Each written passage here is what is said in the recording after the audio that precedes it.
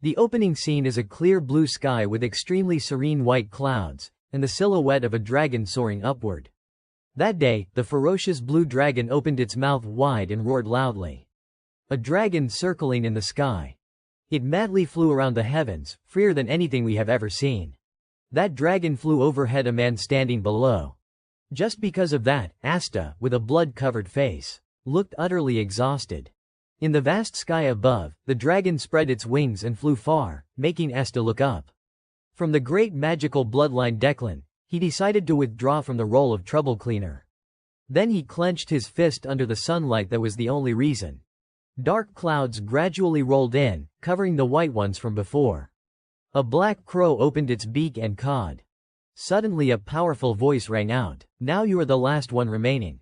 Then it flapped away to join the flock of other crows. Below, Asta was using magic to choke someone. A green-haired man painfully and helplessly said, "First, you hid your true strength."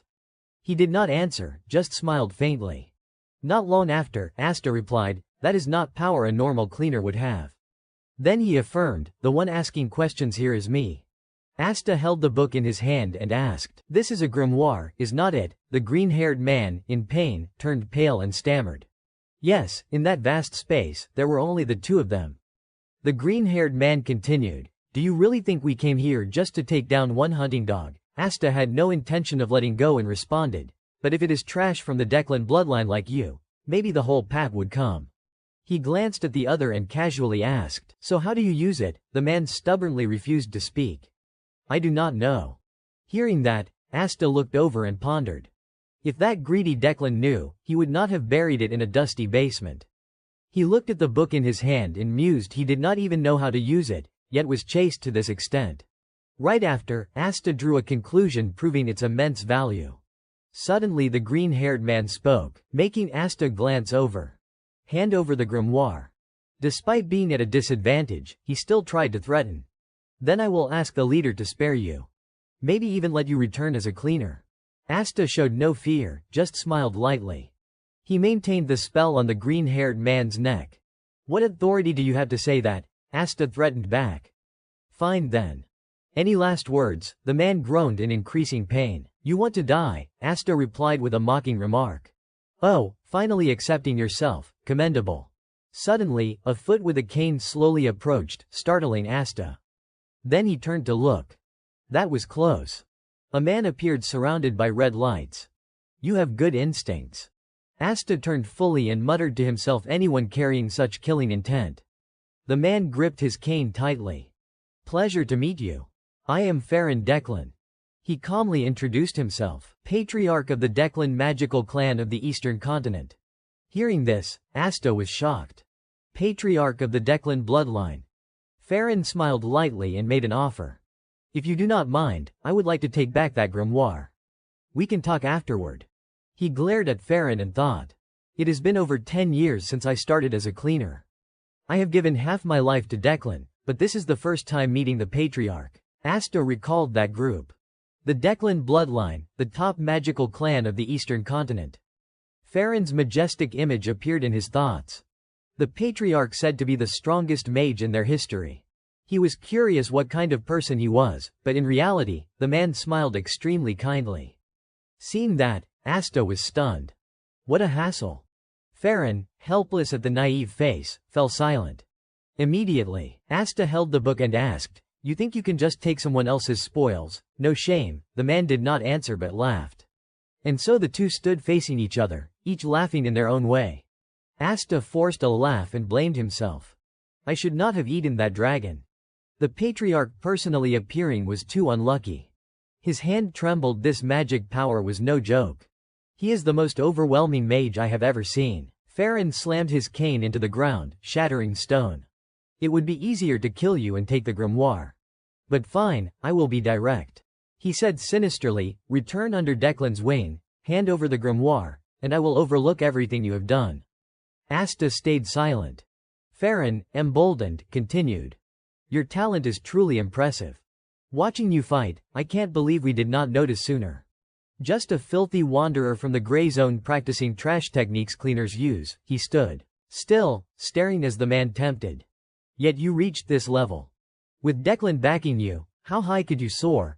Asta's eyes nearly drooped in boredom and how far Declan could reach with you as their sword. He continued painting an advantageous path for Asta.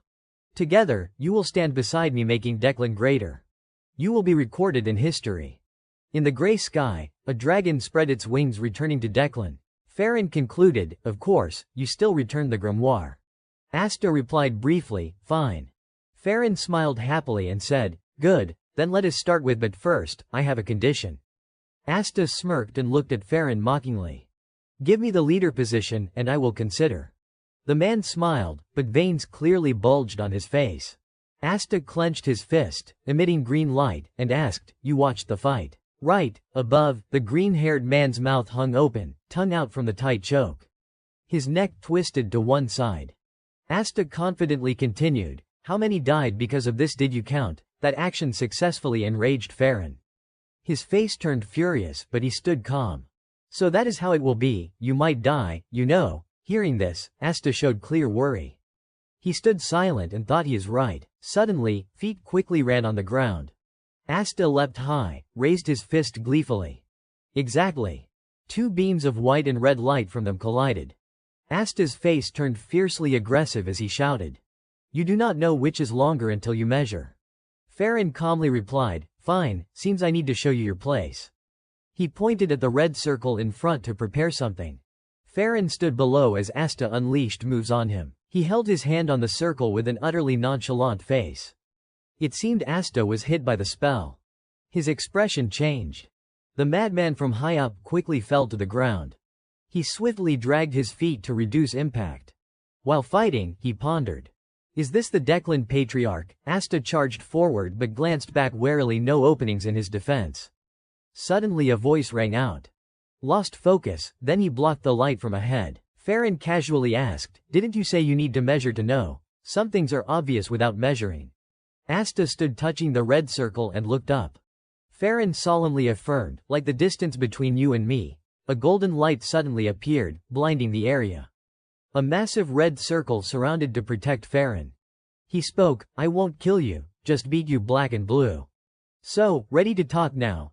Farron looked up at the gray sky and suddenly laughed. And if I bow now, if I agree to return under Declan's shadow, you think I would trust you? On this side, Asta was also focusing on casting. His face was covered in blood wounds. Asta opened his eyes wide, looking terrifying. You think I would trust you? Instantly, he unleashed the move and shouted, I am sick of eating dog food. Hear that? Asta's technique quickly struck down at Farron. His face turned vicious as he yelled, who wants to be a dog again just for a shiny leash and big house? It is still a kennel. Farron casually tapped his cane on the ground in contempt. Pathetic. Right after, a red circle quickly appeared under him. Light from the circle blasted Asta far away. Farron controlled the red circle with his hand and looked up. Let me show you, he said, preparing a fatal blow. What overwhelming power is. At this point, Asta knelt looking up and cursed. You bastard, above the sky, purple lightning struck from nowhere. Now that I think about it, that was the reason. Asta recalled his pitiful face from the past. That day when I looked up, the gray sky had a dragon taking flight. The dragon flew overhead looking free. His image in extreme pain also appeared. And the reason I looked up that day, Farron still stood there with his cane and said, impressive, I thought you were dead, yet you held on. Then he asked mockingly, so, have you felt the overwhelming power? Asta, face full of blood, looked at Farron but did not reply. Finally he admitted, you are too strong. Farron stopped and asked, want to finish what is unfinished? Ready to talk now? Asta, covered in wounds, narrowed his sharp cold eyes and asked back, so you want me back as a cleaner? Farron raised his hand to his chin as if thinking and replied, oh, I never said that. I did not tell you to be a cleaner. Immediately Farron made the demand, I want you to be patriarch of the vassal clan. Hearing this, Asta could not believe his ears, eyes wide. Patriarch of the vassal clan. Farron's power represented the Declan bloodline, the strongest magical clan of the eastern continent, strong enough to challenge the throne, and they wanted him to swear loyalty as a vassal clan. Asta pondered, took out the book and asked, that was your real goal from the start, right? But Farron ignored and replied, you are still underestimating your own value. I want you in that grimoire. And then the two just stared at each other in silence. Asta extended the book toward Farron. Good, you made the right choice. He smiled and reached to take it. All your sins are forgiven. Farron switched to an emphatic tone, now only Glory standing beside Declan. Suddenly the book in Asta's hand emitted purple light. Farron's face darkened. What are you doing? Asta glared and replied. What do you think? You said I could give it to you as long as I do not mind it burning to ash. Right. Farron was so angry veins bulged on his face. You won't die easily. But Asta cut in. Shut up and listen. He calmly held the book enveloped in purple light and said, I never did this for money. Cleaners do not have money. So why keep this? Because it is tied to money. Asta continued, startling Farron, who stared wide-eyed. Ever heard of a cleaner eaten by a Declan young master? He seemed to know. Forbidden magic. Asta affirmed. Yes, that bastard swallowed my teammate alive. Declan had hidden everything as if understanding. Farron continued, so it is all for revenge. Asta wearily said, HMPH, why would I? I know how cheap a cleaner's life is. My teammate too. He looked with his green eyes and hesitated. I just, under the gray sky gradually showing warm sunlight, wanted to ensure they get what they want. Then I smiled, but that needs a lot of money. And more, finally he concluded, I have finally decided to retire. No way I am returning to that kennel. Farron silently waited for Asta to continue, treating it as his final words. Then he snapped his fingers. A blue flame flew to surround Asta. Farron turned away and said, This is Declan's precious blue flame, a fire that never extinguishes. Farron glanced back. Burn in it and regret your choice to the marrow. Asta still glared and affirmed, regret, screw that. Farron's back gradually disappeared. If the only choice left is being Declan's dog, I would rather return to the gray zone. And if I can't, dying is not bad. Asta sat in the flames still smiling contentedly. He laughed loudly in bursting happiness. How long since I felt this free, Asta sighed. Too bad I can't escape fate. He immersed in the flames still thinking. Too bad I can't escape fate. But I do not regret. If reborn, I will find freedom and proper revenge. All rivers flow to the sea, but it seemed Asta was unharmed. What the hell? He recalled Farron's back and wondered. Everything stopped. Asta stood behind a rock peeking out. He held the book, the grimoire. Then he let go, letting the blue flame take the book. He watched in utter amazement. What the hell? A golden circle quickly appeared. Asta still did not understand what was happening. What the hell is going on? A coin dropped into the rickety old bucket. Asta, in the form of a young boy, was dragging the bucket along, begging for money. He froze stiff, bewildered, asking himself, what is this? I was clearly being burned alive. Something was not right. Asta panicked, slowly raising his head to look at the rundown houses around him, his heart full of questions. Where is this done? He looked down at the bucket with a few loose coins, thinking, it is like I have gone back to the past. This place is too familiar. Suddenly Asta exclaimed. Only now did he vaguely realize, that is right, I remember. This is the gray zone, where I used to scrape by day to day before becoming a cleaner. Around him, people still bustling back and forth, no one paying attention to him. Asta looked at his hands, still in disbelief at this miracle. No way, have I really turned back time? The sky was clear and vast, gentle sunlight, the space in the outdated houses of the gray zone gradually quieting.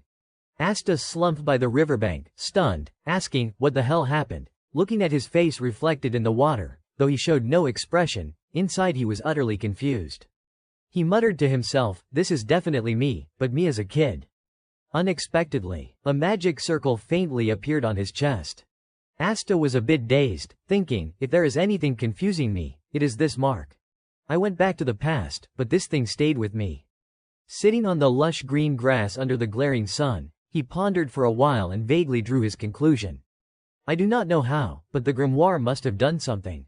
Even so, recalling the book's appearance, he still felt a bit doubtful. Does it really have this ability? But thinking back, the lazy Declan patriarch personally showing up showed how important that grimoire was, and because it was too important, no one knew anything about it.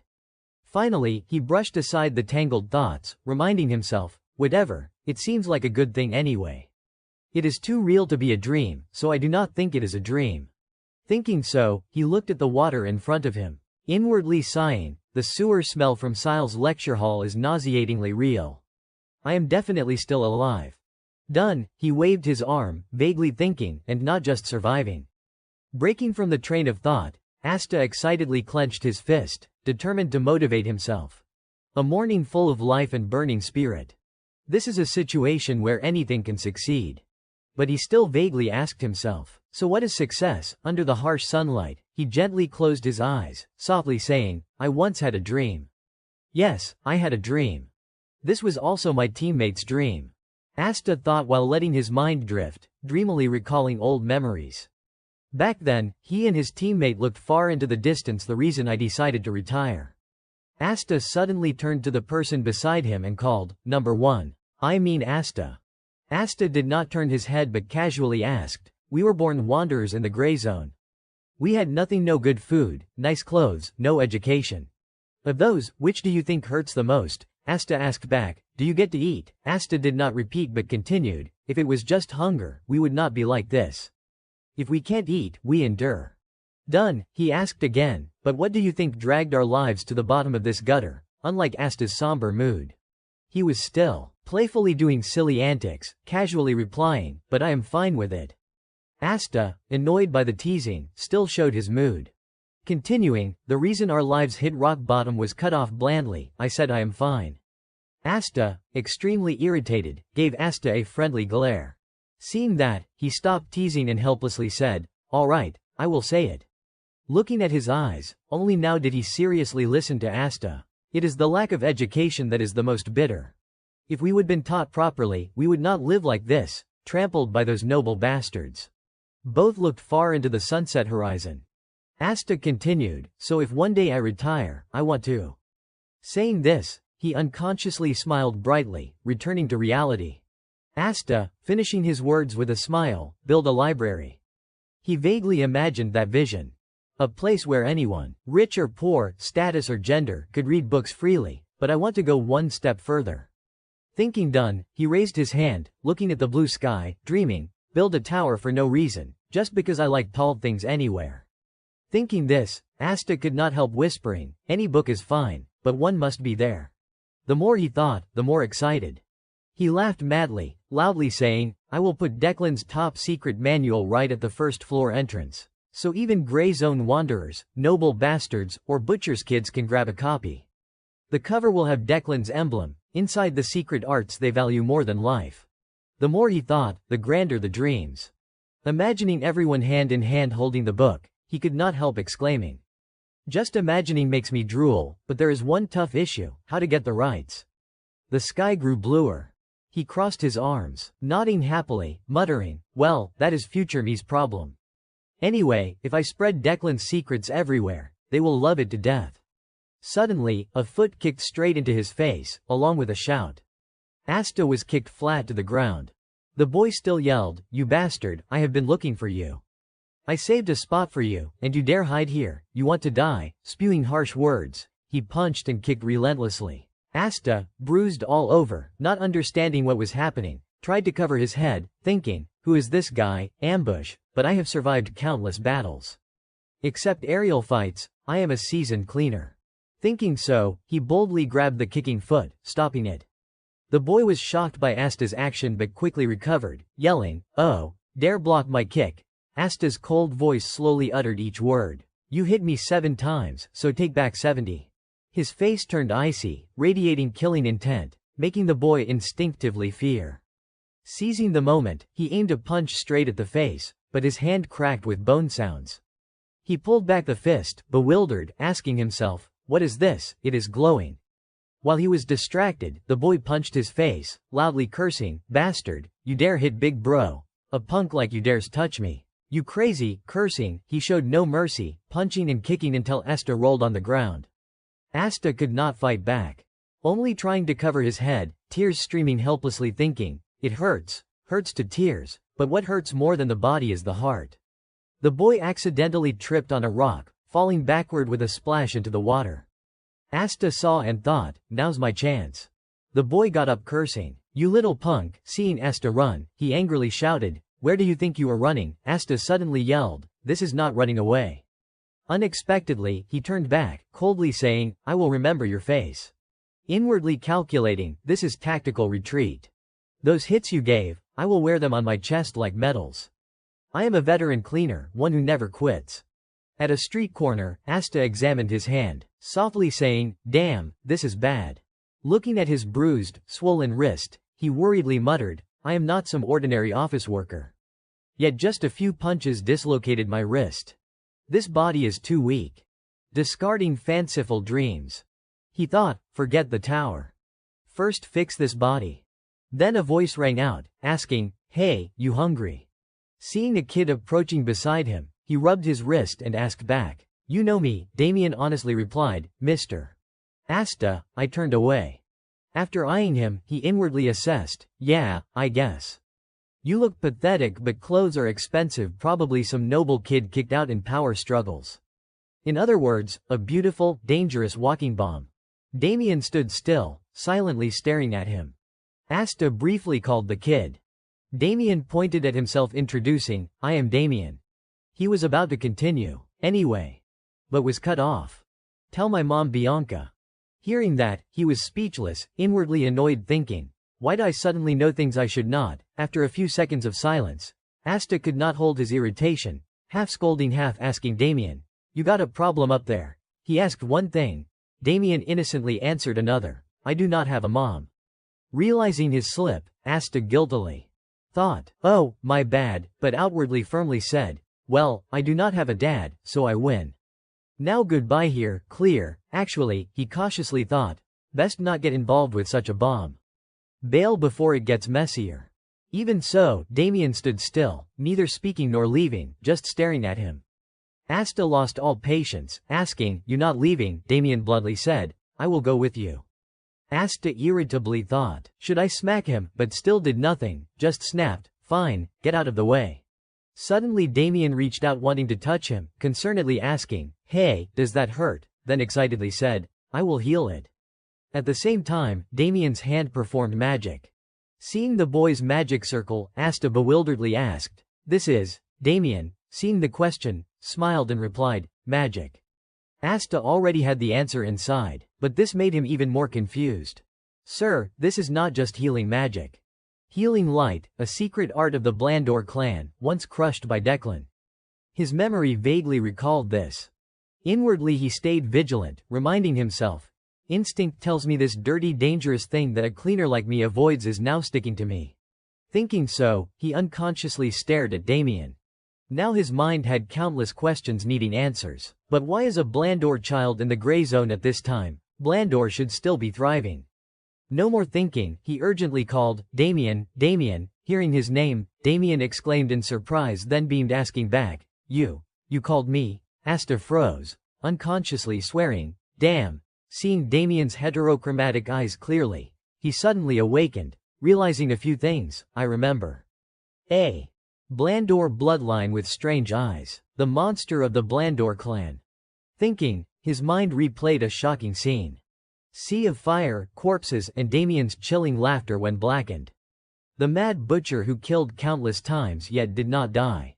But right now, Damien was a cute, innocent smiling kid, exclaiming, oh, ants, carefully counting each one, 1, 2.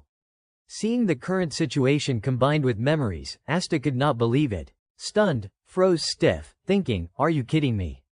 A few people in black cloaks rushed toward the light. Back when I was still a cleaner before the regression. In my previous life, I was dispatched to the Blandor family on Declan's orders, grumbling uncomfortably, what a mess, if it is Blandor's business. Handle it yourselves, why call us? The person beside replied, well, we can't understand the schemes of the upper class anyway. Another suddenly leaned in close, saying, heard there is a monster in that territory. Rumor has it, dozens have died. He frowned, speculating, monster like an ogre or something, but then his face showed fear. And then I saw it, something split in two right in front of them. Not that guy bare-chested holding two halves, but a human tearing another apart with bare hands. That monster had a mad expression, fighting while endlessly casting the family's exclusive healing magic, laughing while killing. Pure insanity, that guy trampling the corpses of hundreds. The Blandor monster, the mad butcher who kills and does not die. The monster with golden and red eyes and a perpetual mad smile on his lips. Damien von Blandor returned to the present. Damien was squatting, smiling brightly. He started counting under my judgmental gaze, 1, 2. I skeptically wondered, really, Asta, hugging a pile of doubts, looked at Damien. Why is a legitimate son of the Blandor house, the family head's only son, living in this rundown place? The next second, he suddenly stood up shouting, "Food!" I instinctively blurted, "What?" Damien smiled brightly and continued, "Let us eat. My mom said to stay healthy, you gotta eat properly. Sickness comes from not eating." Asta inwardly agreed, he is right. He brushed off his pants and stood, though not punched verbally it still hurt, then asked, "Yeah, you got money?" Without hesitation, he pulled out a bag of gold coins. "This?" Asta suddenly threw an arm around him. Damien curiously glanced up. "HMPH." Asta flashed a thumbs up brightly, proposing, "Let us be friends." What the sudden, he shamelessly continued, "I said friends are friends, got it, and friends share what they have." The next second, Asta's eyes lit up pointing ahead, "Let us go. Treat me to a meal." Damien sparkled too, shouting, "Friend." Under the sunset sky, he suddenly asked, "So what do you have?" Asta casually replied, "I have a friend now. That sounds cool." Night fell, at the inn peeking among other min houses. Asta belched loudly. He rubbed his round belly, exclaiming, "That meal was delicious. After washing up, I feel refreshed." Seeing Damien looking around, Asta wondered, "What are you doing?" Damien innocently replied, "I did not know the place we ate at had rooms upstairs. I usually sleep on the street. Turns out having a house is convenient." Hearing that, he just vaguely replied, "Ah, I see." Then he suddenly planted hands on the bed exclaiming, "Right." Damien seriously revealed, "I do not have a dad either." Asta processed the info for a few seconds then immediately denied. "Kid, you do." He retorted, "Kid, no I do not." He did not respond, just inwardly thought, "Don't turn this into a misery contest." Thinking so, Asta quickly changed the subject, "And you, do you have a mom?" Damien blankly looked around. "Where? Not here." He helplessly facepalmed, "If not here, probably does not exist." That is a harsh way to think. Now let us assess the situation. Asta asked again, "How long have you been here alone?" He counted on fingers hesitantly, "Since I ran from my family, I have slept 10 times." Hearing that, he sank a bit, "Ran away, you are being chased." 10 sleeps means 10 days, Damien innocently corrected. "I have not slept much," filling his head with question marks. He smiled raising 2 fingers, 2 times a day, I mean naps. Total 10 sleeps. Asta grew more confused with each word. He helplessly guessed, "So probably 3 or 4 days." Damien flopped on the bed complaining, "But I have not slept well since arriving. Ground too hard." Asta suddenly dazed, looked up, then turned to the soft pillow behind. Asta buried his face in the pillow and yelled, "Crazy," from the egg. Relieved, he sneakily glanced aside. "Anyway, while the kid's stuck in the gray zone, I can babysit temporarily. And it would not hurt to build ties with Blandor on the side." Damien lay on his back, eyes closed muttering, "This feels uncomfortable." Asta inwardly calculated, later against Declan, it will help. And those powerful families usually have rare books. He suddenly recalled the pitiful past image. Of course, first handle something else. 57 other grudges deep in my chest. Thinking so, Asta looked up reminding Damien, "I am going now. Do not bother if you make real big trouble." Damien hearing that jumped up, "You practicing breathing, bro?" mechanically replied, "Yeah, exactly. When I am done, you do it too." "I will wait." He cheerfully replied, "Got it." Done. Asta closed his eyes and sensed. "In my previous life, I built my magic foundation with basic spells issued to cleaners." He thought, but limits too clear. Image of past self dashing in the night appeared. "So I sneaked into noble families to steal spells. Midnight sky, pile of glass shards and spells scattered. Nearly died countless times. Spells learned that way, night body enhancement, spirit summoning, alchemy, bunch of minor arts." But he recalled the cane-wielding man's silhouette. Right before death, a cloaked figure amid thunderous clouds. "I encountered true destructive power." And so he vowed, this time definitely. Asta suddenly opened eyes staring at the ceiling. Green eyes gleaming determination, mouth parting slightly pursed. "The first spell I must learn is Declan's origin ultimate technique. root of Declan magic, accepts all magic attributes. Asta closed eyes again, breathing steadily. I memorized it for study.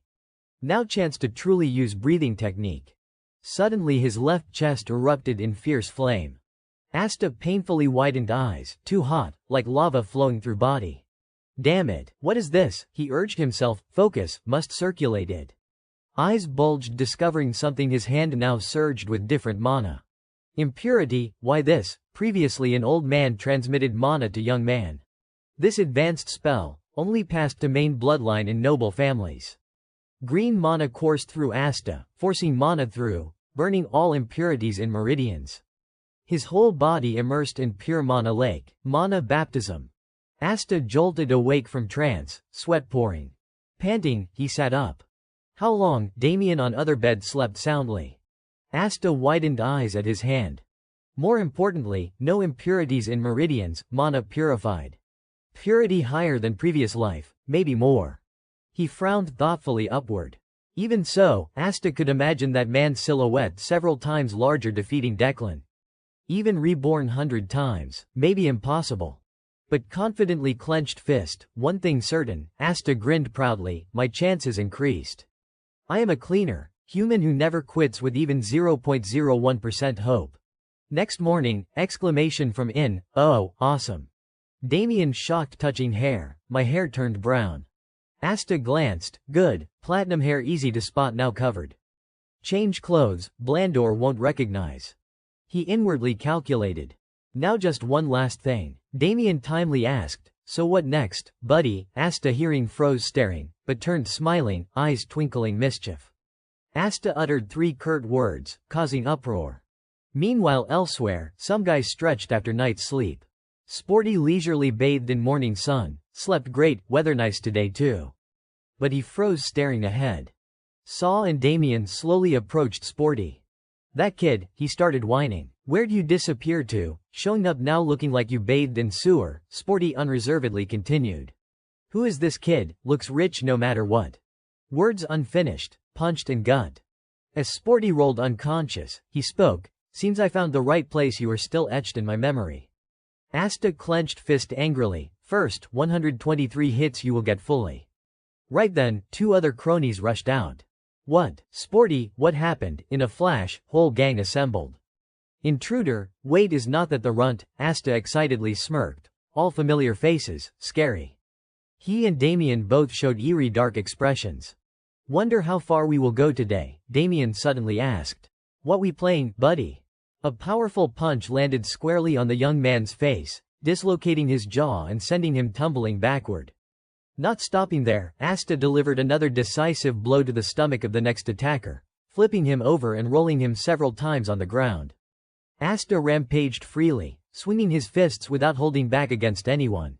The whole crowd ganged up like that, but none could touch him. Watching from the side, Damien could not help but exclaim in admiration. Asta's fists clenched tight, channeling mana into them before unleashing continuous attacks. Damien's eyes sparkled with excitement, awesome. He fought while turning to remind. Back then, people called him the real peak. He let out an "oh" and immediately mimicked the praise, totally peak.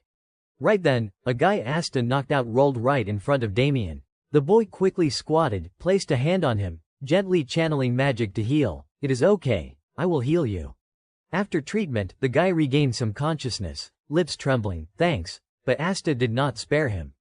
He suddenly appeared beside like a ghost, lifting the guy's shirt and asking, how many hits now, followed by a series of dry thwacks mixed with endless screams.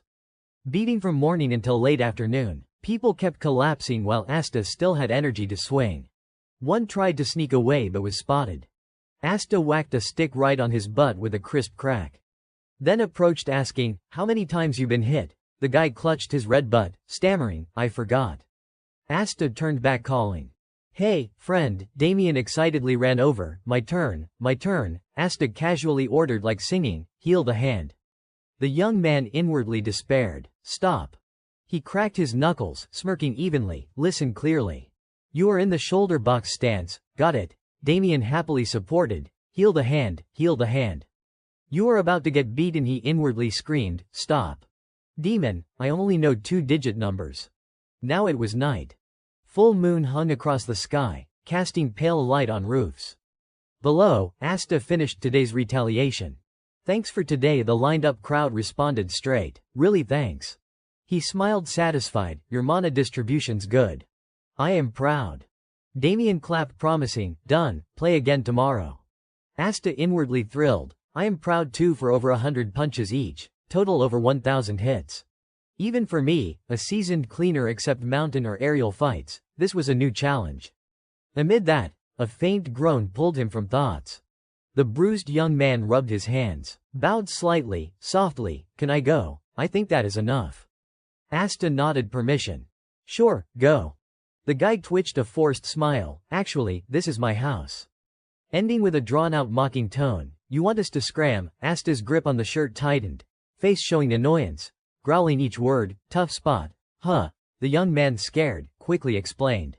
No, we will leave immediately, no second delay. They scurried off fast. Asta watched, this is not grudge. Suddenly sensing something, he turned slightly, really tough. Damien innocently still waving enthusiastically.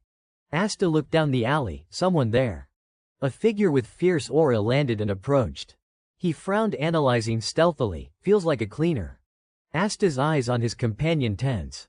Mind flashed guess, probably pursuer targeting Damien. I was so careful yet traced. Unbelievable, Blandor found first. Asta closed eyes testing remaining mana in palm. With this mana, even one spell hard. Close combat harder. Not good. He glared focused, deep gaze, but who am I? Hands moved condensing mana. Even as cleaner, never had excess mana. Not once. Situations like this, faced hundreds. Nothing at fingertips. Asta, a magic circle appeared, condensing mana tight then tighter. Spell formed small round orb. This enough. No delay, Asta turned, knelt one knee, gun pose forward. Where a figure rushed, my only chance. But unexpected happened. The figure neared and collapsed kneeling. Asta stunned, eyes round like goldfish confused. The man slid kneeling forward wailing, heavens, young master. Hearing familiar voice, Damien froze. Alfredo. He hugged the boy crying miserably. How long I searched, where you go, poor butler lost sleep. Damien disgusted pushed Alfredo's head away, let go, not returning. He wailed again. Oh heavens, young master, kill me instead. Butler's anguished cry, heavens, running away, why? Asta behind lip curled in disdain. Soon, Alfredo grabbed pouting Damien, tucked tight under arm and stood. Sorry for the commotion before guests. He regained polite demeanor introducing, I am Alfredo, Blandor family butler. Yes. Asta politely replied, yes. I am Asta. Alfredo smiled extending hand proposing, seems young master Damien likes you. If not mind, want to come to the family with us? Hearing, Asta swallowed hard, inwardly struggling. To Blandor house, he started imagining all sorts. Basic rule of noble families, avoid dirty and overly noble. Can't guess their scheme. Finally Asta smirked, but whatever, I planned approaching Blandor anyway, goal set long ago. Luckily, Blandor territory on the way to the city with Zenyan Academy, elite Eastern education, its library famed as Eastern best. Planning best library, stopping by not bad idea. Thinking, Asta nodded agreeing, yes, got it. Thanks for helping. Alfredo turned leading, I will prepare carriage, wait a moment. Asta picked up his clothes thinking, slightly off library path, but good things come. Under golden moonlight, he dressed. Alright, let us see if Blandor food's decent. That night sky beautiful, full moon high silently silvering everything.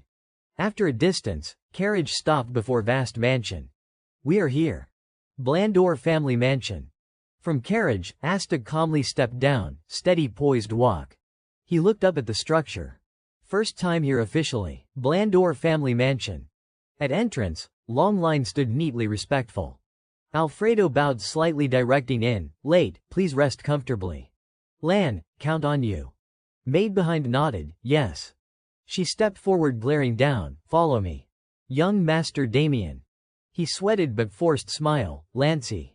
Door closed with Damien's yell, I messed up. Mansion at night silent, most rooms dark. Dark hallway, only faint moonlight through windows on stone floor. Alfredo alone headed one way. To a door, lightly knocked.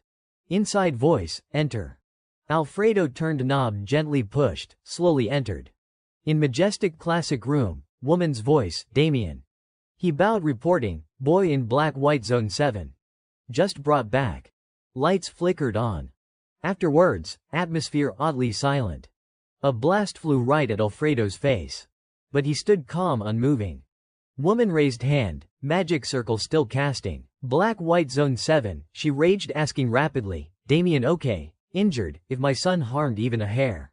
Alfredo soothed, madam, calm and listen. After hearing all, woman calmed, sitting, I see. She withdrew, spell, sighing relief. Alfredo calm amid mess, yes, relief. Inwardly, good for madam and whoever might have touched young master. This woman, Damien's mother, Lady Gammo, once called Blood Witch, whose rage could stop. Natural, any mother can't stay calm over son. Her face smiled, this outcome lucky. Anyway, you worked hard. Alfredo bowed respectfully, no issue, my duty. But one unusual thing. Lady Gammo eyes narrowed, unusual, she probed, about the friend young master made this time, Asta. Something about him. Alfredo's eyes slitted, dangerously recounting. He detected my presence before I appeared, ready to counter. He recalled the real spell Asta prepared. Mana condensed. Swirling light around palm. Approaching close, Alfredo confirmed, and facing, what the kid held was a mana bullet. Lady Gammo chin stroked, admiring, undeniable amazing talent, child with that ability from Black White Zone. Suddenly Alfredo lips moved, firm gaze, that is why madam, face serious, I boldly request one thing. Next morning, dawn light highlighted mansion's white majesty. Alfredo glowing excited proposed, hey, become the successor. Asta just opened eyes hearing invitation speechless. Froze seconds. Alfredo inwardly blooming, surprised no way the kid refuses. A prestigious family butler personally offering life-changing chance to a stray child, glory, wealth, fame. But Asta's reply stunned him. Alfredo shocked full, dazed, what? He looked at Asta casually, ear-picking, doubting life. What you say, kid, I mishear. Damien poked his head in, eyes wide open, face full of curiosity and wonder. Hey buddy, what is a bastard? Thank you very much for nominating me as the Butler family's heir, but I think I still prefer my current life. Asta bent down, speaking while covering Damien's mouth to shut him up. He glanced once more, I am truly grateful. The man still curious, but soon understood why the refusal. So that is it. He looked at the two youths, thinking, born in the gray zone, starting with nothing, self-taught magic through talent. Because of shutting Damien up, the two communicated with eyes. Asta glanced down at Damien coldly, I did not say bastard. The boy glared resentfully, insisting, you did. Looking at them, the man's mind swirled, probably why you are so arrogant. I get it, I was once nameless, wild without limits. At this moment he gently spoke, but kid, the world is vast. He replied bluntly, I know it is not small. Seeing the fearless face, he gradually lost patience. Right now you might feel you can do anything, touch the heavens. Contrary to his emotions, the boy stayed calm, speaking minimally, not really. Though veins bulged in frustration, head fuming, he restrained. Be patient, learn patience. He tried calmest, friendly face, example to scare him into backing off. Ever heard the goblin in the valley? That is you, born and raised in a crevice, unaware how terrifying the outside world is. Seemingly impactful, this time Asta scratched his ear, face impossibly calm. I think I am more like the Dragon King in the sky. A ripping sound, a kick denting the ground. This brat knows nothing, his body gradually grew gigantic. Then a butler will personally show you. Frowning angrily like someone stole his rice ledger, intending to intimidate, how vast and terrifying this world is. Sunlight gradually shone on the grand castle. One big, one small, stone-cold faces entered the castle boldly. Everyone in the palace hearing strange noise outside turned immediately, unprompted. All lined up neatly, bowing in unison, greetings, Lord Butler. Proving his authority here, he acted majestic, what do you think? Kid, they are all about your age, true geniuses of the Blandor family. You feel it somewhat, right, despite efforts, met with indifferent nonchalance. At times like this, Asta's thoughts showed caution, Blandor family no joke. Glancing at the youths before him, inwardly assessing, hard to believe they're just teens. Aura light but overlapping the room. But Asta smiled faintly, seeing through their tricks. Look at their eyes, just a bunch of goblins. He was not wrong. Their eyes held no goodwill. Asta spoke to the man, yeah, I do feel something. Hearing that, overjoyed like striking gold, eagerly asked, so you will accept, riding the wave, he hyped Asta sky high, if you succeed me, you will shine like them. Sir, you will shine brighter than anyone. Suddenly he turned away, coldly dousing, I hate light. Hearing, mouth agape, kid, why? An unexpected arm raised, Lord Butler. The youth with a mole under his eye stepped up, smirking lightly. He asked, an intern, something to say, confidently, if that kid truly felt anything, he would not refuse. But with his blunt rejection, I think he has not felt enough. Asta looked expressionless, if allowed, I want to give him an experience. He asked, you want a match, shrugging smugly. Not exactly duel, just let him taste a bit of magic. He eyed him head to toe, inwardly, arrogant but not bad. Then turned harmonious to the boy, kid, what say you, simple match with that guy. Asta sank into thoughts, I know they see me as a thorn. In his eyes, those people outwardly smiling, but deep inside demons in human skin. Lucky beggar from who knows where. Probably what they think. Asta pointed ahead asking the man, can I choose opponent, go ahead. Hearing, decisively pointed at the one who started the game, you. Thought one's enough. Asta kept pointing more, shocking Alfredo nearby. You too, and you all five at once. Just hearing all five, his initial arrogant smug face lost half, replaced by surprise +3 question marks. Asta flicked fingers provocatively, eyes and voice colder than ever. Scared, then die. Alfredo, mere bystander, witnessing that demeanor, sweated nervously. Mouth gradually opened then burst into triumphant laugh. Yes, that is the spirit an heir needs. Though very pleased with the attitude, for safety, he turned reminding, kid, you take responsibility for those words, that is insulting the Blandor family. Asta smiled, I will. Hearing affirmation, quickly proceeded, good, start in 1 minute. Hold out 1 minute, I will gift something. Fail, you take responsibility. Hearing rules, he saw through the intent. Responsibility here surely inheriting butler position. This old man clearly pulling me in. Fine, I will play. After preparations, now on the arena, he alone faced the five. Crowd gathered increasingly. One approached, beside Alfredo, but Lord Butler, is not this dangerous, unworried. Firm, that is why it is valuable. His stubbornness must be crushed to grow. Making the beside person surprised, looking up. Suddenly he gritted teeth turning away, eyes shut tight, thinking, bad, his eyes already white. If I injure young master's guest, my trainer career ends. Unexpectedly opening eyes, saw Damien and Lancy here too. Seeing, he bent whispering to Damien, young master, your friend's in real danger. Please stop the butler. Thinking this could salvage. But hearing, Damien's eyes sparkled brightly, heart blooming, really, even I am surprised. Seeing, he facepalmed helplessly. Heavens, Lancy beside reminded, if young master interferes, Lady Gamma will thunder. So he crossed arms, pouted turning away. Swear, bastard, seeing too long no start. He turned subtly urging the trainer, what waiting for? Start. Though unwilling, had to, yes, understood. Damien now hearing Lancy's eternal lecture. Trainer left helplessly, 2 tear streams silently, off is off, I did my best. Trainer's helpless face noticed by Lancy. Suddenly she left, leaving Damien, I will return soon, do not interfere.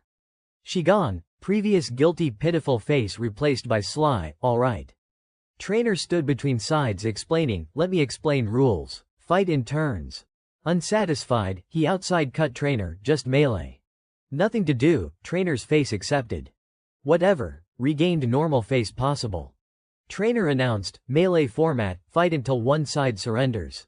However, trainer can stop anytime. Remember that.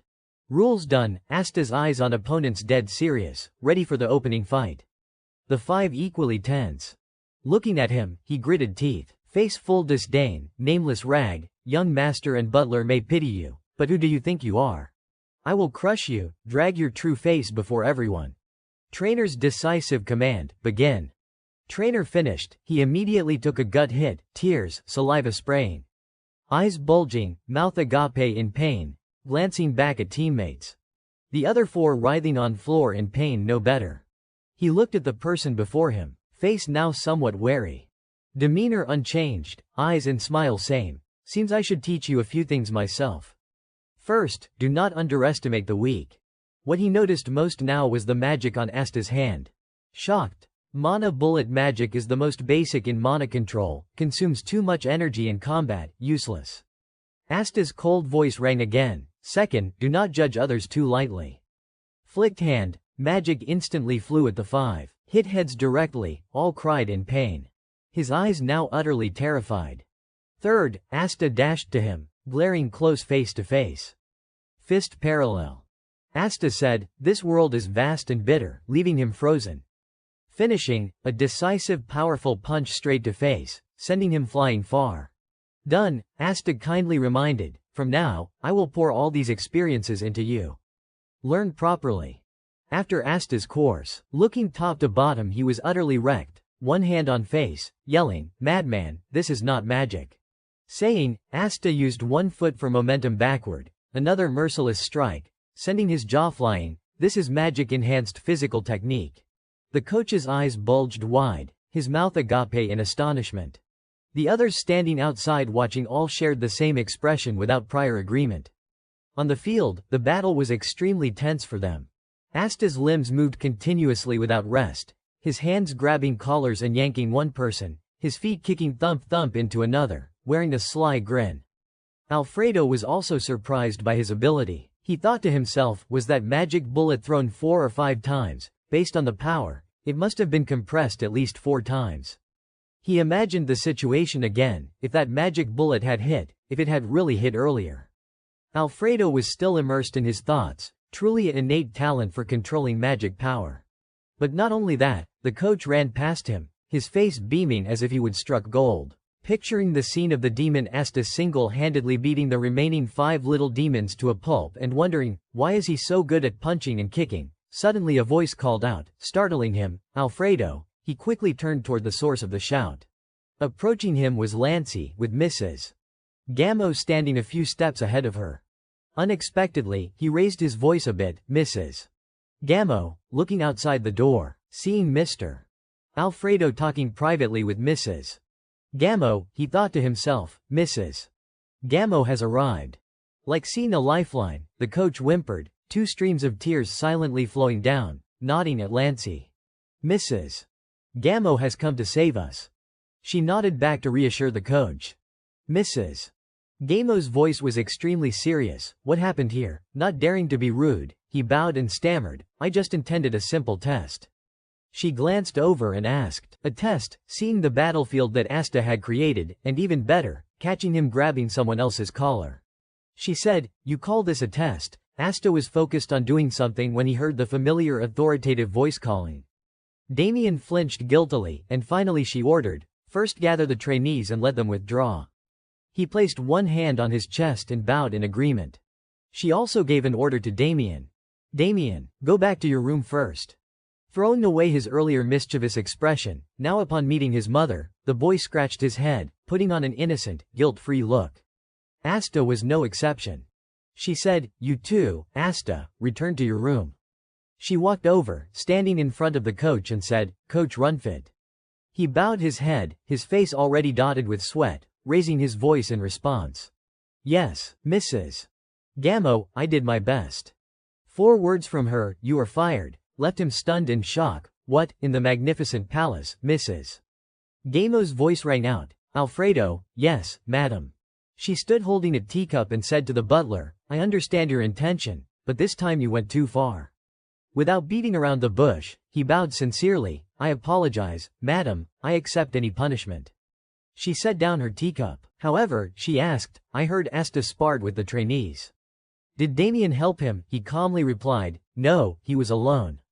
But at the crucial part, he paused, making her speak up.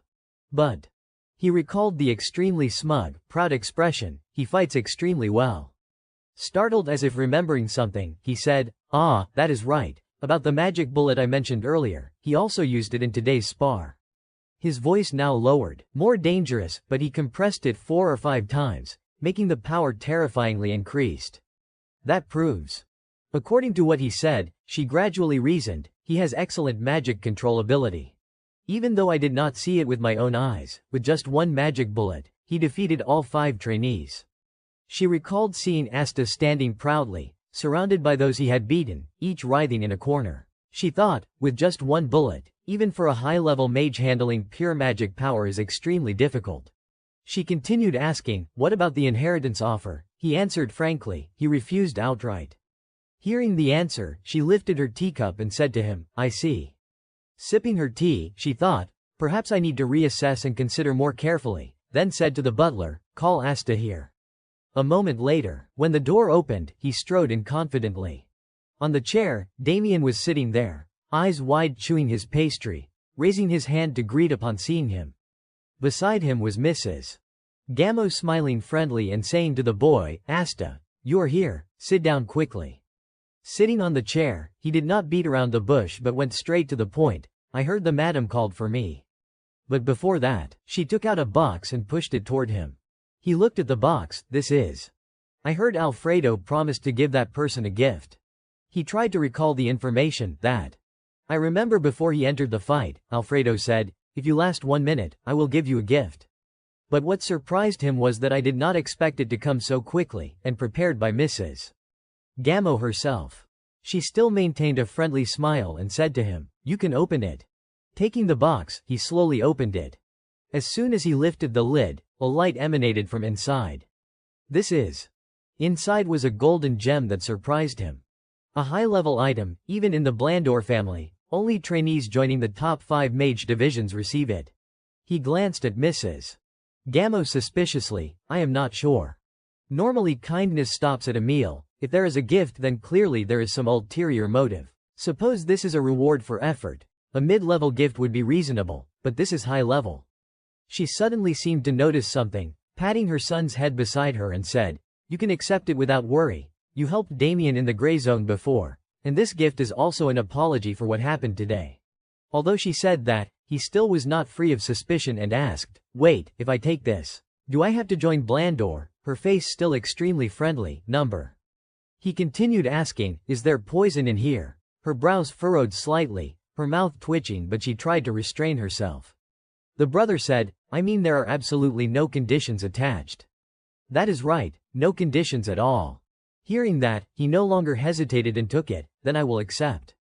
He closed the box lid, thank you. It is really nothing. Damien reached for a pastry on the table. He looked at the item in the box alone and his eyes lit up, his mouth already drooling unbeknownst, great, an unexpected windfall. Before he could rejoice, she said, besides, now she finally revealed her intention, I have a proposal for you. Asta. His face turned serious and cold again, I knew it. She patted her son's head. She said with an extremely harmonious expression, I will arrange for you to enter the academy. Do you want to study together with Damien? This sentence also made Damien, who initially did not pay attention, now look up at his mother. Asta wondered, academy, she explained. Actually, Damien was supposed to enter last year. She looked at her son with sad eyes, but he opposed fiercely so it was postponed to this year. I did not expect him to run away. Damien continued eating his pastry carefree, turning his face away as if ignoring it. She proposed, so I am asking you. Damien is very fond of you. The boy added a sentence, as long as I have a friend going with me, I agree. Asta pondered and gradually guessed her intention. It makes sense. For her, that is a big problem. She is afraid if she forces Damien to enter, he will run away again. Asta imagined Damien stubbornly running off. No way, I am not going, and there is no clear way to change his mind. It seems with this proposal he would not lose out. Of course this is also a good opportunity for me. The academy is a good place in a world revolving around bloodlines and connections. Academic ties have no small value. Asta gritted his teeth, sounds good, but feels like being collared. He said, I will think about it. Understood, let me know when you decide. Oh, this is unrelated, but I am a bit curious. Asta was quite surprised. Emboldened, she asked, Why did you refuse Alfredo's inheritance offer? Asta glanced at the door behind, flashing a wicked smile. Ah. Well, my knees are worth a lot. His answer puzzled her. What, outside? Alfredo was pressing his ear to the door to eavesdrop on the situation inside, letting out a small surprised gasp. At a certain mansion, as dawn was just breaking, Asta parted his lips and exhaled a breath of cold air. He sat cross-legged on the bed, practicing magic. I see, this is the domain of the treasure. Even though I only absorbed 10%, my magic power has increased this much. Asta suddenly opened his eyes and glanced downward. Is it because my constitution has transformed into a firemark bearer? The hand resting on his thigh was enveloped in ordinary magic power. Absorbing the domain would normally cause depletion, but here there was none at all. Beyond my calculations, Asta calmly looked toward the window. Anyway, I have been thinking about the academy until now, but perhaps the answer was already predetermined. Outside the window, the sky was gradually brightening. If I enter the academy, finding a backer will be much easier. It brings no small advantages. But Asta turned his head and sighed. It feels like walking straight into a trap. Or should I go for a walk? Thinking that, a moment later, Asta stepped out of the room and closed the door. Suddenly, someone spoke, making him look over. Are you the one named Asta? The platinum-haired man leaned against the wall, staring intently at Asta, while Asta silently assessed him. Platinum hair, only the main bloodline has. So he is from the branch family. Why is this clan always so troublesome? A few minutes later, Asta spoke indifferently. Not really. The platinum-haired man flinched. You say not. He blankly rubbed his chin, pondering. The hair is grayish pale. The eyes carry a hint of discomfort. It is all you, is not it? In an instant, Asta's whole body stiffened, a red cross mark appearing. Look at this guy. Asta suddenly pointed to his own head. The hair can even change depending on the light. The very next second, he put on a charming, sparkling expression. Look into these eyes. How can they be called uncomfortable? The platinum-haired man pursed his lips, eyeing Asta appraising ly, then turned away. In my eyes, they seem more gentle. Sorry for the misunderstanding, I will leave now. At that moment, Alfredo jumped out from somewhere, shouting, Hey, young man, not Asta, I came to clear up the misunderstanding. Last night I could not talk to you, it kept me tossing and turning all night. He knelt on the ground, sobbing non-stop. Even as a butler, there is no need to kneel until the knees are torn like that. It is just a misunderstanding. Asta looked down at Alfredo kneeling at his feet, then stiffly turned his gaze toward the departing platinum-haired man. The man had stopped at some point and was glaring at Asta. Asta clicked his tongue in annoyance. Damn it. This was followed by the platinum-haired man's shout. Those eyes, I knew it. Exactly. Those unlucky eyes are no different from a dead demon's. Not something commonly seen. Asta now helplessly admitted, Fine, you caught me. The man angrily pointed straight at his face. Look at you. Daring to deceive me and still acting so smug. The platinum-haired man gritted his teeth. Threateningly. I will finish. Right then, he met Alfredo's eyes, sharp as knives. The platinum-haired man immediately fell silent and looked away uncomfortably. Finally, he turned stiffly and said, I will let you off today, but come to the magic hall later. I will fix that attitude of yours. Asta calmly replied, Sure. After he left, Alfredo gently asked, What happened? Asta closed his eyes, smiled, and answered, Nothing. Asta suddenly flashed a contemptuous smile and exhaled. Actually, perfect timing, because my mood is not good. He watched the platinum-haired man's retreating back and thought, I will deal with him later. Then, Asta suddenly called out to Alfredo. Butler, he smiled lightly and probed, Can I meet the madam right now? Not long after, when the sky had brightened more, still at the mansion, Gamma was holding a pen over a blank sheet of paper. Welcome, Asta. She closed her eyes and smiled faintly. So you wanted to see me this early? Have you already decided? The moment Gamma looked up, Asta immediately replied, Yes, madam. He stood straight before her and continued, I will join the academy. Hearing this answer, Gamma could not help but widen her eyes in surprise, then smiled to cover her momentary loss of composure. Truly unexpected. I did not think you would decide so quickly. Asta smiled at her. Great, then preparations must begin right away. Gamma did not forget to remind him, in the meantime, please rest comfortably. Asta bowed slightly and replied, Thank you for your concern, madam. Then, Asta's figure vanished from the room. The sound of the door closing echoed, but afterward, Alfredo suddenly peeked in through the cracked door. As he entered, he spoke softly, "Madam, fortunately, he has agreed." The next second, Alfredo's whole body suddenly became excited, as expected. That is the spirit of passionate youth, the fire burning in those eyes. I knew it. At that moment, Gammo looked at him with dead fish eyes as he performed. Alfredo suddenly pointed with sparkling eyes. "The first semester will be fine since I will cover the costs. But what about the second semester?" He imagined the tuition notice and Asta's worried face. Upon reading it, a wanderer from the black and white zone, how could he afford such enormous tuition? He would feel uneasy. Why? Because he would want to continue studying. In Alfredo's fantasy, he would extend a hand toward Asta. And at that very moment, Alfredo appeared with angel wings and a pile of gold coins. A saving hand would appear. No one else but my sponsorship. At this point, Gammo finally could not take it anymore and spoke. "Ah, you are too noisy." Alfredo flinched and apologized. "I got too excited. It is almost mealtime, I will head to the kitchen first." Gammo silently watched him leave and close the door. She helplessly closed her eyes and sighed. I understand why Alfredo is so thrilled. He has been rejected many times, and now he finally has a chance. But Gammo suddenly opened her eyes, revealing a sharp, cold gaze. She unconsciously thought, in that sense, this academy proposal is no different from a crude trick, but the reason Alfredo is so confident. Gammo could not help but shake her head, perhaps because he himself was once deceived by the previous butler in a similar way. Meanwhile, on the other side, Alfredo was happily skipping down the hallway. Poor Alfredo.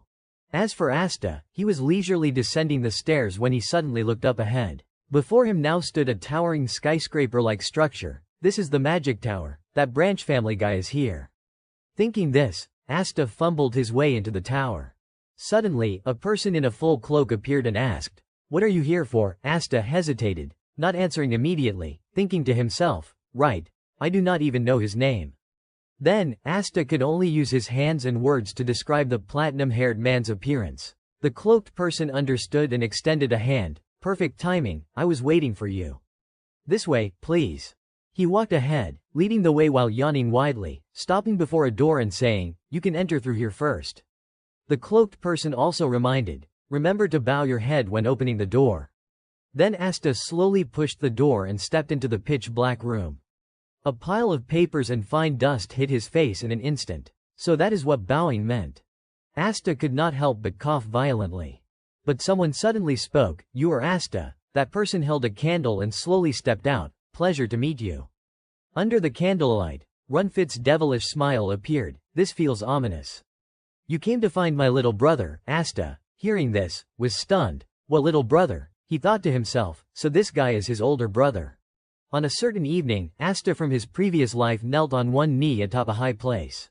"If there is one thing I learned from infiltrating magic research institutes as a cleaner," he coldly glanced downward, toward the inner courtyard of some compound, "it is the characteristics of those magic researchers.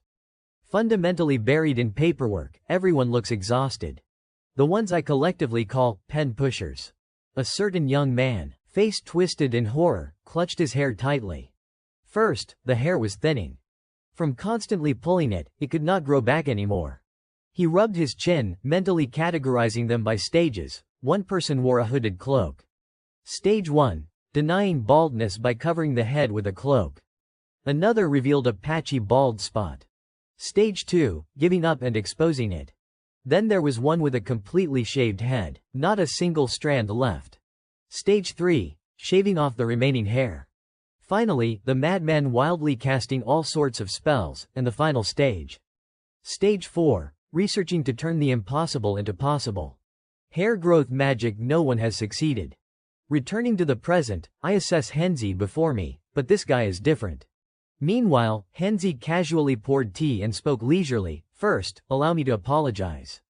He calmly recounted. "He is the youngest, born late in the family, overly spoiled, but I never expected him to be so rude as to disrespect a guest." Asta listened attentively to every word. Henzi maintained a gentle smile while Asta thought to himself, "Truly thick hair, and young too." Asta suddenly spoke. "You probably work at a magic research institute." Henzi admitted without hesitation, "Indeed, I am currently the vice director." Please, have some refreshments. Asta lifted the teacup and took a sip. Vice director at this age. A noble clan like Blandor would never appoint such a position based solely on bloodline. That means his ability is truly worthy. Henzi smiled, suddenly noticing Asta's expression.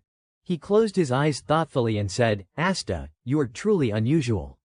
You are nothing like those wanderers from the gray zone. Hearing this, Asta could only give an awkward smile, probably while thinking inwardly, in a past life, if he had entered with caution, it would have been much easier to handle. But here he is, smiling so kindly. Asta looked at Henzi drinking tea and sighed inwardly, his personality matches mine. Henzi suddenly spoke, you have been invited to Zenyan Academy, right, congratulations.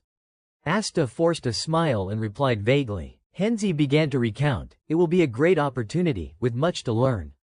Actually, I am also a Zenyan alumnus, from class 145. Hearing him say this, Asta thought. Suddenly pulling the alumni connection like this.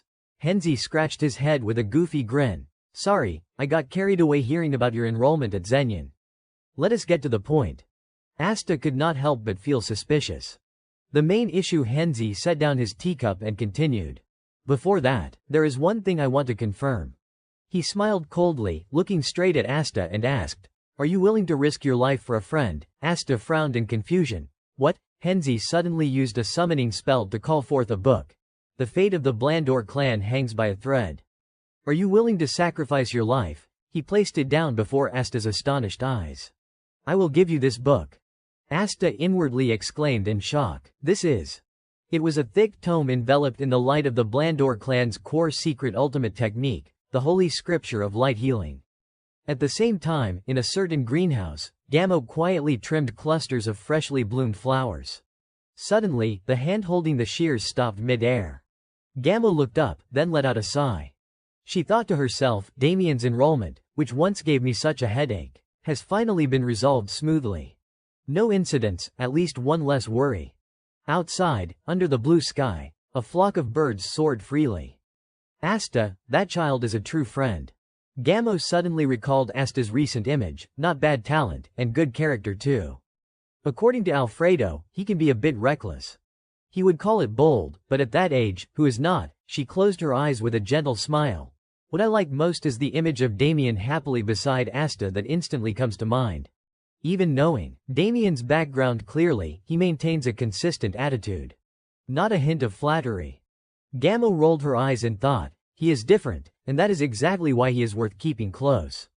But because of that, a white bird spreads its wings toward the sky while its cage stands wide open. He won't belong anywhere, like a free-flying bird. She suddenly exhaled, there are many ways to keep someone by your side. I will gradually think of those methods. At this moment, my flustered face conveniently appears. I can't let talent like that slip away. For Damien's future. Asta stared at the book before him, still in shock, handing over Blandor's secret scripture. Yeah. Asta coldly looked up. What scheme is he hiding after all? But Henzi's blue eyes remained calm as ever, clear and pure. Perhaps that is why his face still bore a gentle smile. I can't read him at all. Asta frowned in discomfort. Whether good or evil, emotions should show somewhat in the eyes, but this guy reveals nothing, like a cold-blooded assassin. In other words, he is now smiling with crinkled eyes, while Asta continued speculating, he is wearing a mask, to the point where even he probably does not know who he really is. At that moment, Henzi suddenly spoke, I am not saying this for fun. Do not rush an answer just because of the reward in front of you. Asta smirked and said, I will give you an answer. Asta told himself inwardly, now I understand, and the uneasy feeling is gone. Asta smiled lightly and said, I refuse. This answer made Henzi widen his eyes in surprise. Asta leisurely crossed his legs and continued, you and I both crawled out of the same mud, so no need to be formal. All right, if you have something to cooperate on, just say it. Asta folded his arms arrogantly, if it is doable, I will do it. If not, forget it. Henzi no longer maintained that smile, even just hearing it could get someone killed. If you refuse after hearing, I am afraid I will have to kill you. Asta glared provocatively, then kill me. I have died once. Am I going to die a second time? As soon as he finished, Asta rolled his eyes, rethinking, wait, are not I the one who has died twice? The very next second, a gale suddenly erupted. A surge of magic power radiating from Henzi, sending papers in the room flying everywhere. The teacup on the table rattled violently. Henzi furrowed his brows deeply, unleashing powerful magic. He directed that flow toward Asta, who sat calmly in his chair. But Henzi suddenly burst out laughing, retracting his magic and rubbing his head, really hard to deal with. Asta, you have passed the test. Henzi paused, then continued, I will be direct. Actually, I need someone I can trust, but absolutely not from the Blandor clan. Hearing this, Asta frowned, thinking, at first, I almost threw a full power punch. Henzi grinned and expressed, honestly, I did not expect much. Wanderers from the gray zone are just that, and the young master is too inexperienced to judge people properly. Images of Gamo and Damien suddenly appeared, but the madam, who dotes on the young master endlessly, allows a wanderer to stay close. I thought there must be something to it. At that moment, Asta finished the dangling sentence. My little brother caused trouble with a guest, right? Henzi was silent for a bit, then told Asta, choose. Casual or formal, one or the other. Asta replied indifferently, fine, casual it is. Henzi coughed awkwardly a few times, anyway, it is a convenient excuse. Otherwise, if my brother causes trouble with you, as the older brother, I have to summon you to talk. Makes sense, does not it? Asta raised an eyebrow, thinking, it does make sense, but does a vice director of a magic research institute really need to borrow his little brother's excuse to call someone? Something's off. As if reading his doubt, Henzi continued, yes, you are right to think that. It is very difficult for me to take the initiative openly. Don't misunderstand. This is not internal conflict. The Blandor clan is very united. He suddenly stopped, the smile on his lips vanishing.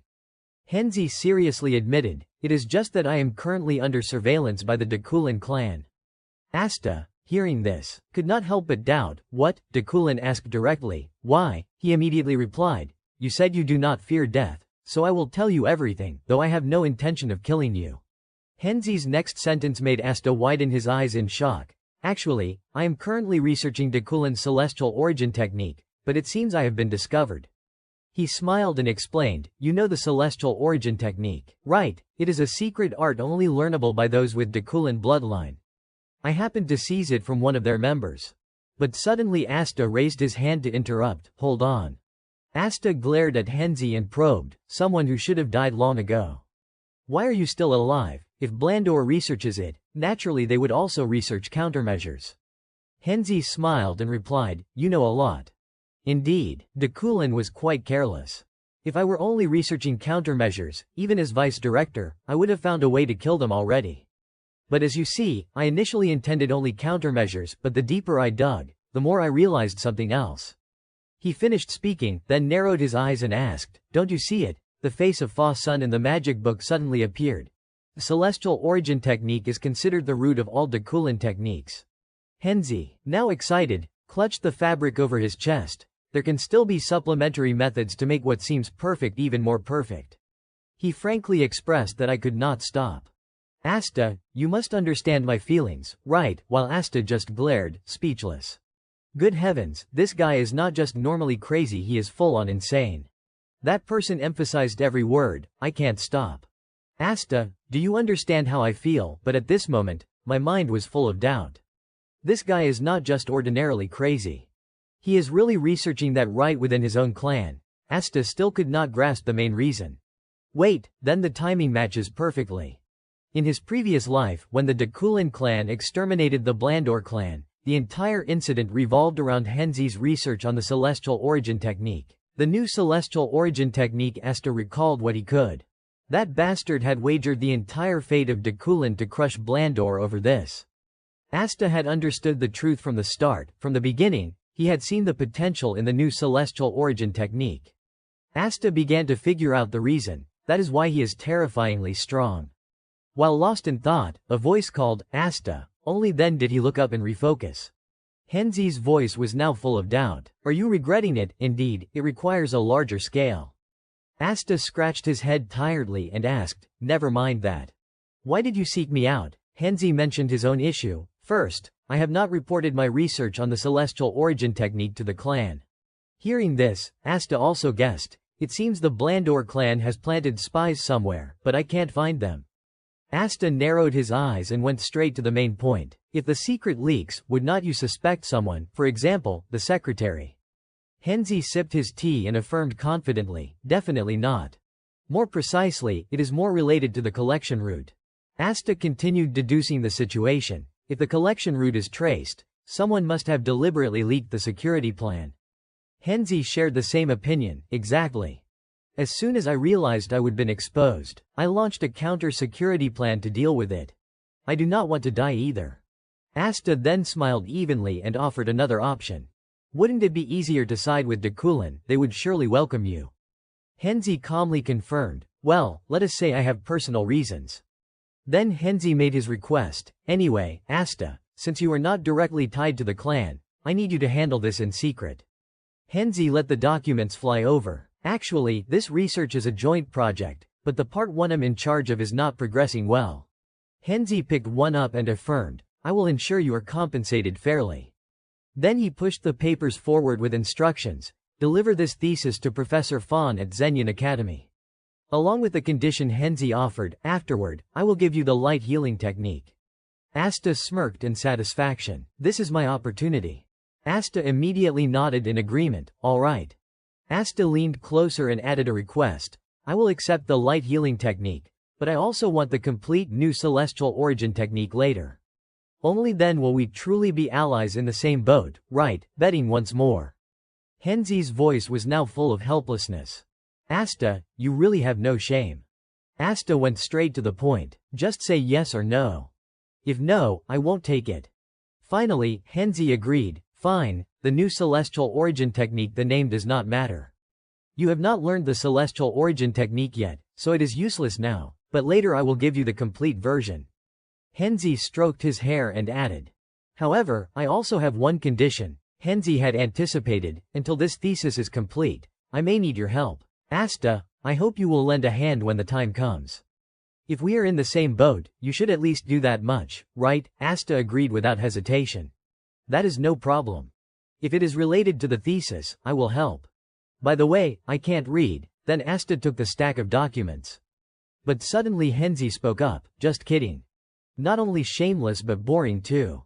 At this point, Henzi was extremely curious. So, is Professor Fawn trustworthy? Henzi boasted proudly. From our student days to when he was a teaching assistant, he and I always competed for first and second place. Unfortunately, the rivalry ended when I returned to the Blandor clan. Asta was inwardly thinking, anyway, am I the superior one, or is that just my delusion? At this moment, Asta was extremely annoyed. Professor Fawn, this world is truly doomed. There is another lunatic at the academy. On a moonlit night by the castle, books and letters were scattered everywhere. Asta looked at the mess in irritation. He stuffed them all into his spatial pocket to avoid detection.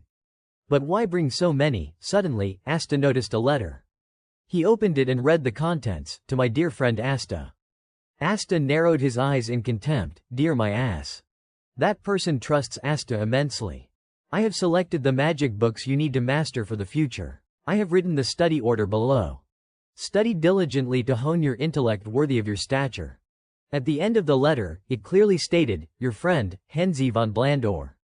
Asta had to admire, this is truly a good gift. Then Asta picked up a book, inwardly impressed. He arranged an entire curriculum from basic to advanced in magic. He really is a genius and a madman. Then Asta grinned in delight. Good. Asta slammed paper and pen onto the table. Asta busily wrote a few lines on a sponsorship list for Henzi von Blandor. Asta turned to the pile of books, calculating carefully, let us see. Besides the light healing scripture and the new celestial origin technique thesis, there are about 132 books. Placing the light healing scripture in the tower for everyone to see is another issue.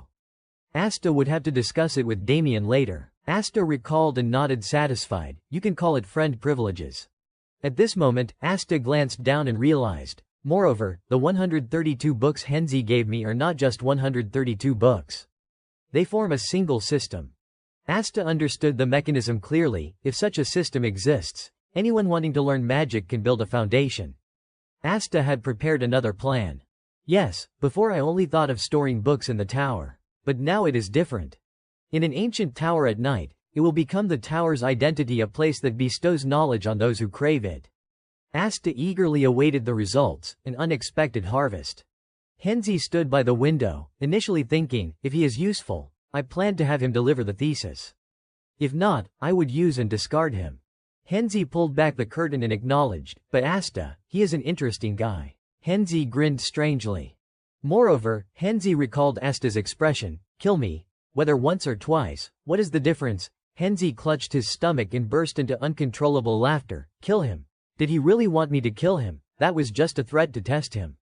But thinking about it, I have no reason not to kill him either. Henzi became somewhat more cautious, but that light in his eyes, he is not just talking. He truly does not care about dying. The more Henzi thought, the more interesting it seemed, completely different from those pigs. Truly interesting. Henzi now highly valued Asta. He is hiding a lot, but is not that even better? I have found an ally who can stand beside me and look in the same direction.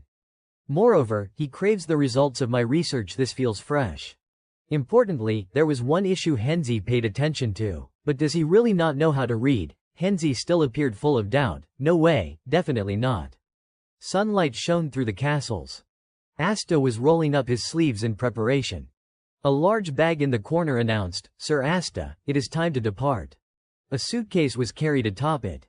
The girl briefly explained, upon arriving at the academy, there will be a few simple paperwork procedures. By the way, both the young master and Sir Asta are exempt from the entrance exam. She turned with a smiling face and a compliment. Even so, you truly look like a real academy student now. It suits you very well. Asta nodded, thank you. She led the way and ordered, let us go. Asta's mind was cluttered with thoughts, exempt from the exam, as expected of a prestigious clan like direct admission. Anyway, no complaints about being exempt. Suddenly a voice called, friend. Damien excitedly waved, hurry up, come on. Gammo added a few more words of advice, Damien, be free to be yourself. Asta. Asta nodded obediently, yes. She sincerely prayed, this is a great opportunity. I truly hope you achieve good results. Asta smiled, thank you. Then Asta gradually walked away. The results I want, of course, are my plan. Asta had set a goal for himself. The greatest academy on the eastern continent. Zenyan, countless sponsors await me there, and I will seize them all. At this moment, Asta eagerly anticipated, wait for it. You fools.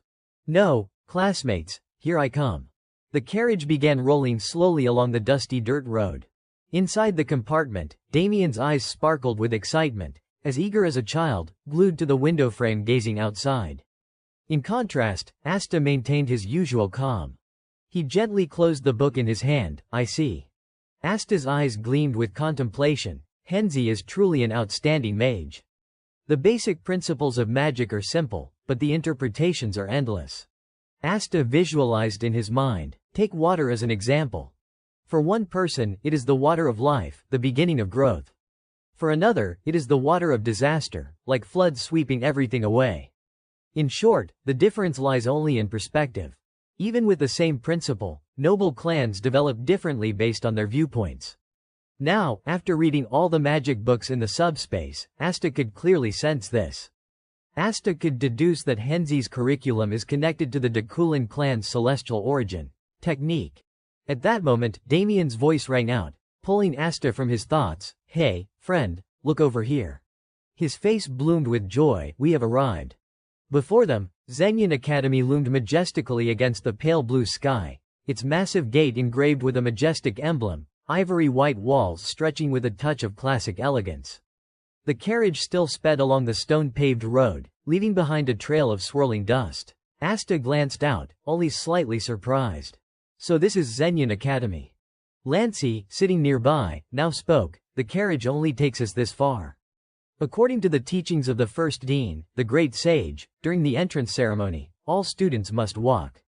Regardless of status, she smiled and offered a wish, we will part ways here. Please have a wonderful entrance ceremony and gain valuable lessons. After dropping the two off, the carriage turned back. Damien happily waved goodbye. Suddenly, he grabbed Asta's arm tightly and urged, friend, we have to hurry. Damien was full of excitement. Lancy said if we are late, there might not be any seats left. Hearing this, Asta's face was full of question marks, not yet understanding before being dragged along. What the hell? The entrance ceremony is not some village theater where it is first come, first served for seats. Suddenly Asta remembered something. Wait, did Lancey really say that? She must have prepared an excuse to keep Damien from dawdling. Finally, Asta decided to let it go. Fine, I will overlook it this time. She is straightforward, but not shameless, definitely not, because it is more convenient that way. In the auditorium for the opening ceremony, the air buzzed with lively chatter. The other students had taken their seats, chattering and starting to get acquainted. Light streamed through the glass windows, spreading across the space, reflecting off the central podium. Surrounding it were rows of seats arranged from low to high, creating a solemn and orderly scene. Damien's eyes widened as he looked around, his voice full of excited admiration. So many people. He glanced everywhere, eyes shining like a child's, completely unaware of the drool at the corner of his mouth from excitement. Lancey was not wrong. If they would been late, there would not be seats. Asta clutched his head in helplessness. You are not like that. Asta reached into his pocket, rummaging for something, then pulled out a paper, reading it quietly before looking around. Let us see. Class M3, seats 11 and 12. While Asta was still searching for their spots, Damien shuffled over and asked, Hey, friend, can you sit over there? If we do not sit now, I am afraid the seats will be taken. Asta calmly reassured, hold on, but inwardly felt troubled. Good grief, did not you used to refuse to enroll? Why so excited now? Suddenly, Damien, not paying attention, bumped into someone and fell flat on the floor. He looked up in confusion at a towering student with a dark scowl glaring down. Voice full of irritation, what is this? Asta stepped forward to help Damien up. You okay? He scratched his head innocently with a bright smile. I am fine. After standing, Damien turned to walk away, not forgetting to wave with an apologetic smile. I just bumped into you carelessly. Sorry. Not even a few steps. The student he would collided with called out in a low voice, wait. He raised his stained sleeve and demanded, what did you just get on my clothes? Asta looked at the wet mark and found it familiar. Drool, probably from some noble scion. In this situation, Damien would. No sooner thought than done. Damien eagerly stepped forward, licked the saliva off his hand, then bent down to wipe the stain on the student's hand. Sorry, I will clean it for you. He did it with enthusiasm, voice full of pride as if showing off. See, the more I wipe, the shinier it gets. I will keep wiping until it is even brighter. The large student's face darkened further, his jaw twitching with anger. Seeing that expression, Asta sighed inwardly, a fight's inevitable. Rage reaching its peak, he swung a powerful fist at Damien, roaring, let go of me, you idiot. The student gritted his teeth, snarling, hey, freshman, I think you are mistaken. The punch seemed destined to hit Damien, but at that moment, another hand reached out to block it. It turned out Asta had stepped in just in time to catch the fist. Better stop here. The student's face darkened, barely containing his surging anger. Who are you? Asta opened his mouth to speak. I am. But Damien quickly interrupted. My friend. Asta continued. Yes, friend. He pulled his hand back from Asta's grip with a sneer. His friend. Quite the good friend, rare to take a hit for someone. But today you will regret that choice. Asta sighed softly. Looks like getting along with classmates on day one is impossible. Asta lightly squeezed the back of his neck in acceptance. Fine, you do not want to talk it out. I understand. The incident quickly drew attention. What is going on? Looks like a fight. A crowd of students gathered to watch and gossip. Who is that guy? The big one looks like Dolanpe bloodline. The other two I have never seen. They assessed the power balance and height difference among the three, guessing, who do you think will win? Probably the Dolanpe one. I hear the new son of that house is formidable. One suddenly interjected loudly. Hey, are you guys joking? He questioned. There is a fight and you are just standing there watching. Another timidly asked, should we stop them? Another student agreed, yeah, before it gets out of hand. But the loud one pointed to stop them. Then how can they fight? He gestured for the others to clear space. The gray-haired one was a mage, erecting a barrier around them. Instantly, the surrounding students cast spells, magic flaring brightly, and in a flash, a light barrier enveloped the entire area. Magic runes spun in the air. A large crowd gathered to cheer. Hickster, go for it. I bet on you. 3 snack votes. I bet 2. I bet 3. You idiots. Only underdog bets are worth it. In an unnoticed corner, one student simply folded his arms, watching with a meaningful smirk. Inside the barrier, the Dolanpe student aggressively clenched his fists, slamming them together in self-introduction. I am Hixter, second son of the Dolanpe clan.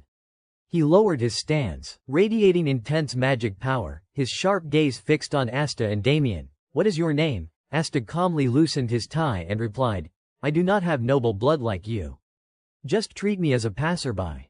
Hearing this, Hixter sneered contemptuously, not nobility, no problem. You are a mage. This cramped space must be disadvantageous for you, so I will generously let you strike first. His voice rang with provocation. Come on. At first Asta was slightly surprised. Then he curved his lips, this guy sure talks a lot. Asta decisively yanked off his tie in challenge, said he did not want to talk, yet he rambles on scared. Those words poured oil on the fire. Hixter trembled with rage, stomping hard on the floor and charging, cursing, you bastard. Hixter's sprint tore through the air, closing in on Asta in no time, but Asta remained utterly calm. He swung a powerful fist, but Asta deftly tilted his body to dodge. Hixter grew even angrier, veins bulging on his face, but before he could react, Asta's voice rang out slowly. There is one thing I have not told you. Right after, Asta crouched low, clenching his fist as magic power surged intensely, his voice emphasizing, it is not one, but two. With that, a straight punch landed square on Hixter's face, making him spit blood. The massive body staggered and fell backward. Hixter struggled to keep his footing on the floor, inwardly panicking. What the hell? He gritted his teeth, trying to swallow the bone-deep pain, sweat starting to pour. Why does it hurt so much, that bastard?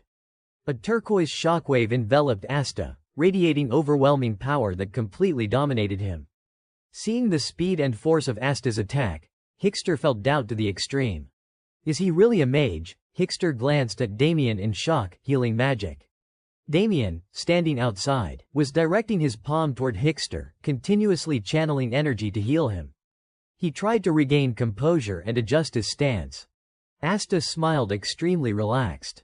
He raised both hands in front of his face, forming a round orb of light. Hixter was still reeling between pain and confusion, but why? He glared at Damien, momentarily distracted. So noble families really are superior. Asta seized the opportunity, charging with blinding speed while mocking, getting punched hurts, yet you dare look away. Hixter felt the abundant recovery energy Damien had just transferred, but could only raise both arms to block the relentless barrage from Asta, completely on the defensive. Asta noticed Hixter's unexpectedly agile dodging and smirked, you are not bad. Hixter inwardly growled in fury, one guy pummeling me senseless, glancing at Damien with contempt. The other healing me. Asta attacked madly, turning Hixter into a moving punching bag. He cursed inwardly, lunatic, my heart's pounding non-stop. I wish he would just knock me out with one hit. After a whirlwind of blows, Hixter finally got a breather. His eyes rolled white, body trembling uncontrollably, gaze full of doubt. Am I scared? Outside, the crowd cheered wildly. Hixter, what are you doing? Don't hold back. Only Hixter truly felt the opponent's dominance. His face turned pale. The onlookers were thrilled. The saint of the Dolanpe house, the star of the eastern continent, the hope of all fist fighters. They cheered regardless, we believe in you. You have been toying with them too long, finish it. To Hixter, these words sounded like insults. He gnashed his teeth. How dare you? Fury contorted his face into a ferocious mask, bloodshot eyes roaring, a mere common mage dares. He charged like a wounded beast with all his might, but Asta simply leapt back, evading completely without taking any damage. Asta glanced down at Hixter mid-charge, not bad. Hixter seemed to go mad, losing control of reason. He kept charging, yelling, don't. His voice snarled, underestimate me. The punch aimed straight at Asta, sending him flying. The crowd outside erupted in cheers. That is our Hixter. Yet Hixter gritted his teeth, staring at his fist with a puzzled expression. The sensation from the punch was definitely a direct hit. He clenched it tighter, not daring to relax, utterly confused. But why so light? Asta flipped once and landed solidly. He dusted off his clothes as if nothing happened, glancing at his outfit nonchalantly, dust on my clothes now. Hixter froze for a moment, then roared in rage, charging like lightning. Asta stood calmly, hands in pockets, glancing at Damien, silently calculating. Damien kept healing the guy non-stop. To end it, I need to knock him out in one shot. Meanwhile, Damien enthusiastically and amicably healed him. Asta closed his eyes, sensing the surrounding mana flows. Let us see, this move works. Blue lightning crackled from his hand, accumulating energy, a technique I created with comrades in my past life. His focused gaze slowly opened, cold, it exploits energy from mana particle collisions. He targeted Hickster's mana usage, but it was not pure martial arts or magic. Asta charged, all power concentrated in his hand. A pure technique leveraging mana properties, he unleashed the final punch with a thunderous voice that left Hickster no time to react. The cheering crowd was also affected by the punch's pressure, crying out in panic. One young spectator tried to open his eyes to see, what was that? Before them, only smoke and dust. Hickster still stood motionless. A pair of swift feet touched the ground, Asta flickering in and out. The crowd was stunned into silence. The scene fell deathly quiet. An arm raised powerfully, fist clenched in a victory declaration. It was Asta, the one still standing after the decisive blow. He coldly snorted, eyes fixed on the silent crowd, arrogantly commanding, cheer. The people immediately erupted in earth-shaking cheers, filled with extreme excitement. So cool, he is a real low-tier mage, he did it, you bastard. This is the moment the underdog wins. Suddenly, a sweet voice called from behind, friend. Damien rushed over to congratulate. Smiling joyfully and proudly, we won. Asta nodded, ruffling his hair, yeah. He teased with a smile, so no more thumb-sucking from now on, okay. The group on the other side looked at the celebrating pair with complicated expressions.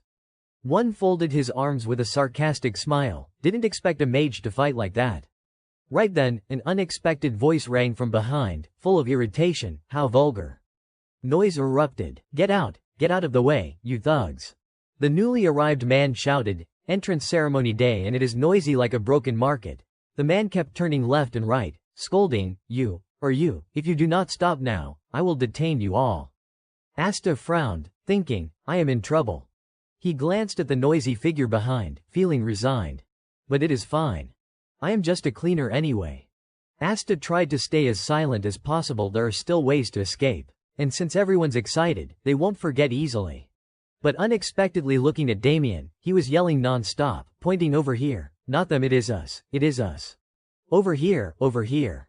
Asta helplessly squinted. Damien's words immediately drew attention. The man fumed, so it is you thugs, Damien cheerfully admitted, with no intention of escaping, yes, it is us. Drawing the man's attention forward. Where Hickster lay unconscious on the floor, from within a closed room, the stern voice of the man echoed. Damien and Asta stood straight, their faces slightly weary from the trouble they would caused. Damien, however, showed unhidden excitement, yes. The man sat in his chair with a serious expression, both of you confessed honestly. So this time, I will let it slide without deducting points. It seems the opponent is not seriously injured, but he did not forget to frown in warning, from now on, I will be watching closely. Hearing this, Asta immediately breathed a sigh of relief, straightening his back.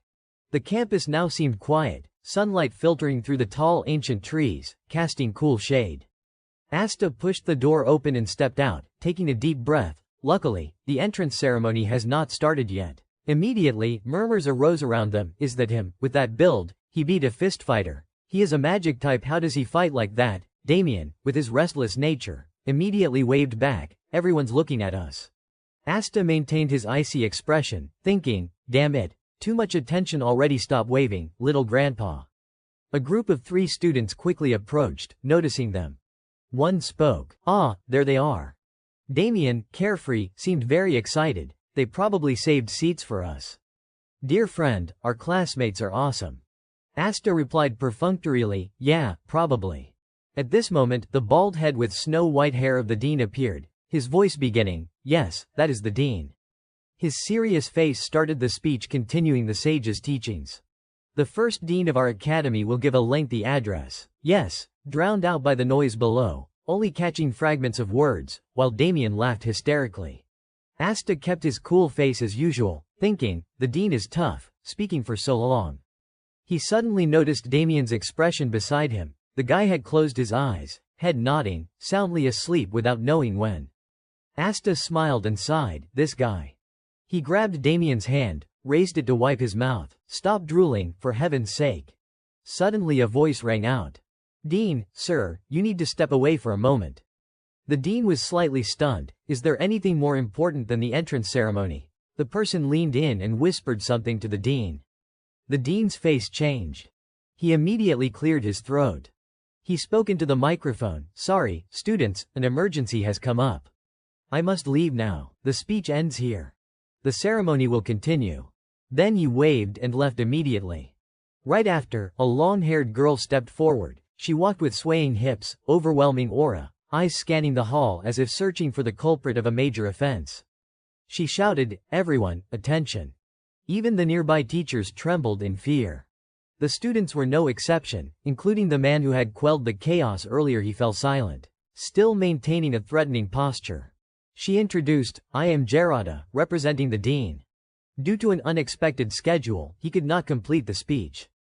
"I will conduct the entrance ceremony." Her voice echoed throughout the hall, now beginning with the freshman oath. "First, magic representative, Dahlia de Denai." A soft response from the front row, "Yes." Gerada exclaimed in surprise, "What? A Denai family member taking the entrance exam? Is it because of insufficient strength?" The bold girl stepped up. Murmurs arose below. "Think about it. She is the third daughter of the head. If her strength was not enough, would Denai let her take the exam?" Asta looked at the girl, frowning. Dahlia Denai. He inwardly assessed, if Blandor is the top magic noble family in the East, Denai is next among magic nobles. He recalled the past life event. Dahlia grew up in Denai, eternal second place, and became the future representative mage for the clan. Quite capable. When I quit being a cleaner, she helped a lot. And our relationship was not bad before. Asta touched his chin, smiling. Feels a bit interesting. But not exactly benefactors. More like frenemies. Anyway, Dahlia enrolling this term is good news. Gerada continued calling. Next, martial representative. Paolo stepped out, the young man responding immediately, voice firm, "Yes." Asta, standing behind, silently assessed, the martial side does not favor clans. Seems not from nobles or prestigious backgrounds. That hickster from a noble house was only that much. Wonder how furious the nobles will be. After Paolo stepped up, Gerada announced, "That is all."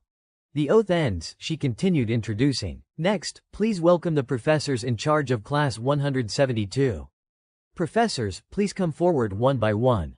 First, Dahlia intently looked in a certain direction. Asta seemed to feel eyes staring at him. What, just a feeling, inwardly doubtful, like making eye contact.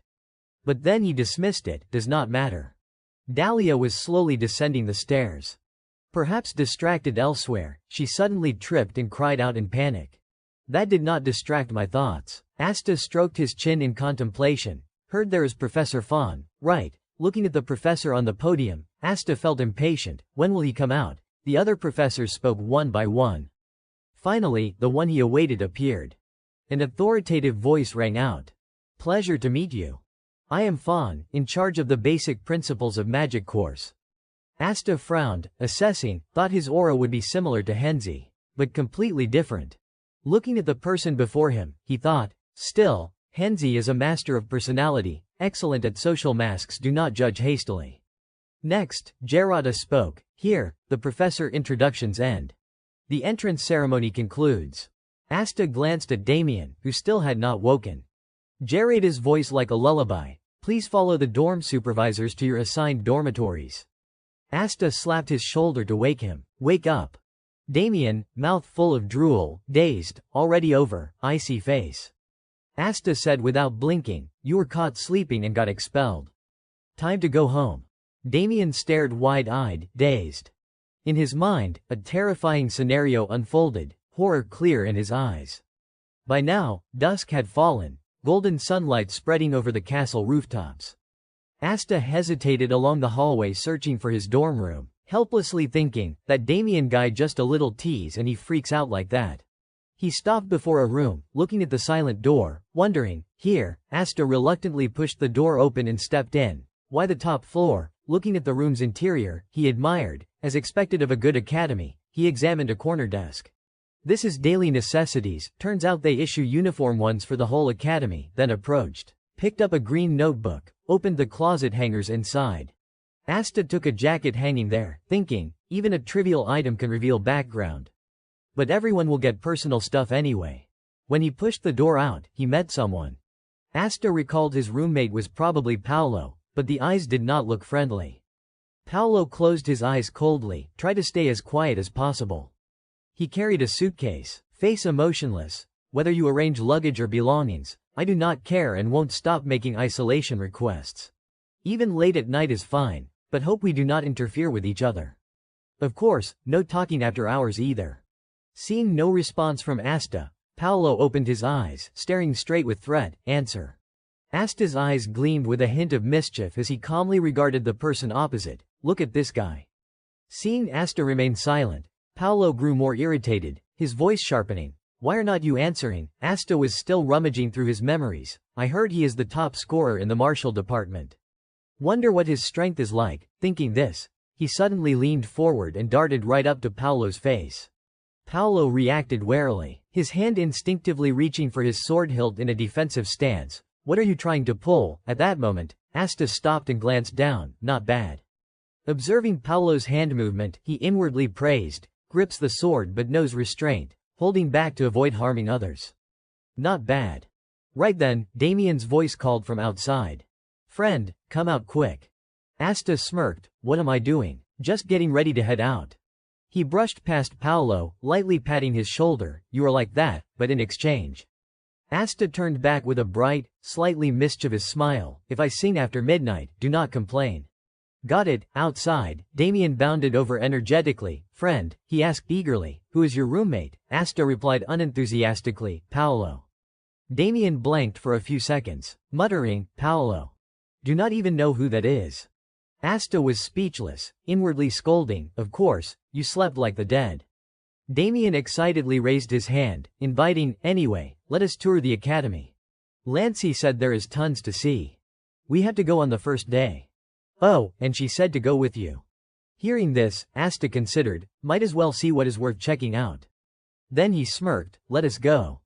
The two walked side by side around the campus, the atmosphere harmonious and peaceful, stories flowing endlessly. The sunset sky glowed warm orange, the day's last light draping the scene in soft, tranquil radiance. Stopping on a bridge, Damien exclaimed excitedly, a lake, we do not have this at home. Beside him, Asta seemed a bit tired of his friend's enthusiasm. Before them, a crystal-clear lake with gentle ripples lapping back and forth. Asta felt weary, truly exhausting, like babysitting a kid. Probably why Lancy stuck me with him. But who am I, a petty guy? Trouble comes, I retaliate. He muttered, then have them make one. Damien, not understanding, looked over with wide eyes. Asta smiled and explained, just dig the ground and fill it with water. Instantly, Damien's eyes lit up like stars, eagerly shouting, right, tell them to make it bigger than this lake. Back at the mansion, Lancy sneezed while washing dishes. After this idea, Damien seriously pondered what to name the lake. Asta chuckled softly, casually suggesting, blood, sweat, and tears. The name made Damien's face light up. He clapped loudly. Done deal. This time at the mansion, Lancy shivered again, a bad premonition flooding like waves. Damien continued wandering, excitedly pointing, look at that statue beautiful. Glancing, Asta leisurely suggested, have them make that too, call it blood, sweat, and tears too. Damien did not think twice. He began chattering non-stop, gesturing like an art director, make it a dragon every scale detailed for beauty. Damien grew more excited, nodding furiously, perfect, masterpiece. Lancy's face paled, cold sweat pouring, chills running down her spine. What is this? Why so creepy after touring? Asta asked. Done one lap head back, Damien happily agreed. Asta nodded, his eyes gradually darkening. Let us see the cleaner spot at about 7, including unknowns maybe 10. Main distribution centers around. His gaze stopped at Magic Hall Building 2, a massive, imposing structure. Rummaging memories, Magic Hall 2, Professor Fawn's research lab. Suspicious, so the target is indeed Fawn.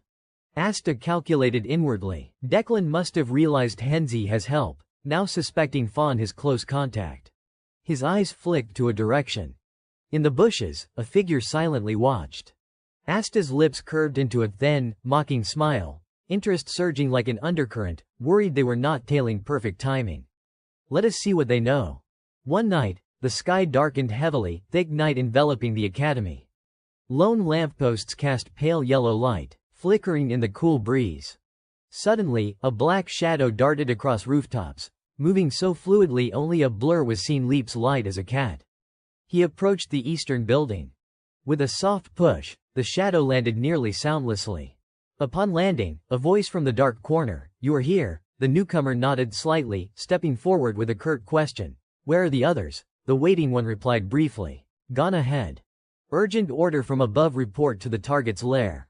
The other wondered, main or secondary target? He answered, secondary, adding, seems the main target's tail was stepped on, but intel was gathered. Tonight, at midnight, the item will be delivered to the secondary target. Hearing this, the black-clad newcomer stroked his chin. "I see." He pondered. Henzi, the main target, has acted ordering this means among secondary targets. The surveillance subject is Professor Fawn. Realizing something, the newcomer startled, eyes widening. He tensely expressed, "Wait, what about the singles, telling us to bypass those monster professors? At least number one has to come or a few other singles to stand a chance." The waiting black-clad one replied indifferently, "Number one is not coming. Neither are the others." The other could not hold back, clutching his head and cursing, "Damn it." As despair hit, the other spoke in a low, gravelly voice, "Fire Mage Callahan, he will join." The newcomer froze as if struck by lightning, eyes wide in disbelief. Callahan, from his memory, vice leader of Declan's Ruby Magic Corps. If him, it is enough. Recalling something, he gritted his teeth, infamous for cold ruthlessness, no means off limits for mission's meaning. Thinking this, he swallowed hard, suppressing rising tremors, cursing under his breath, "Motherfucker, it is a suicide mission." The other black-clad one calmly reassured, not necessarily escalating to combat. "The clan hesitates to expose a renowned mage in a mission."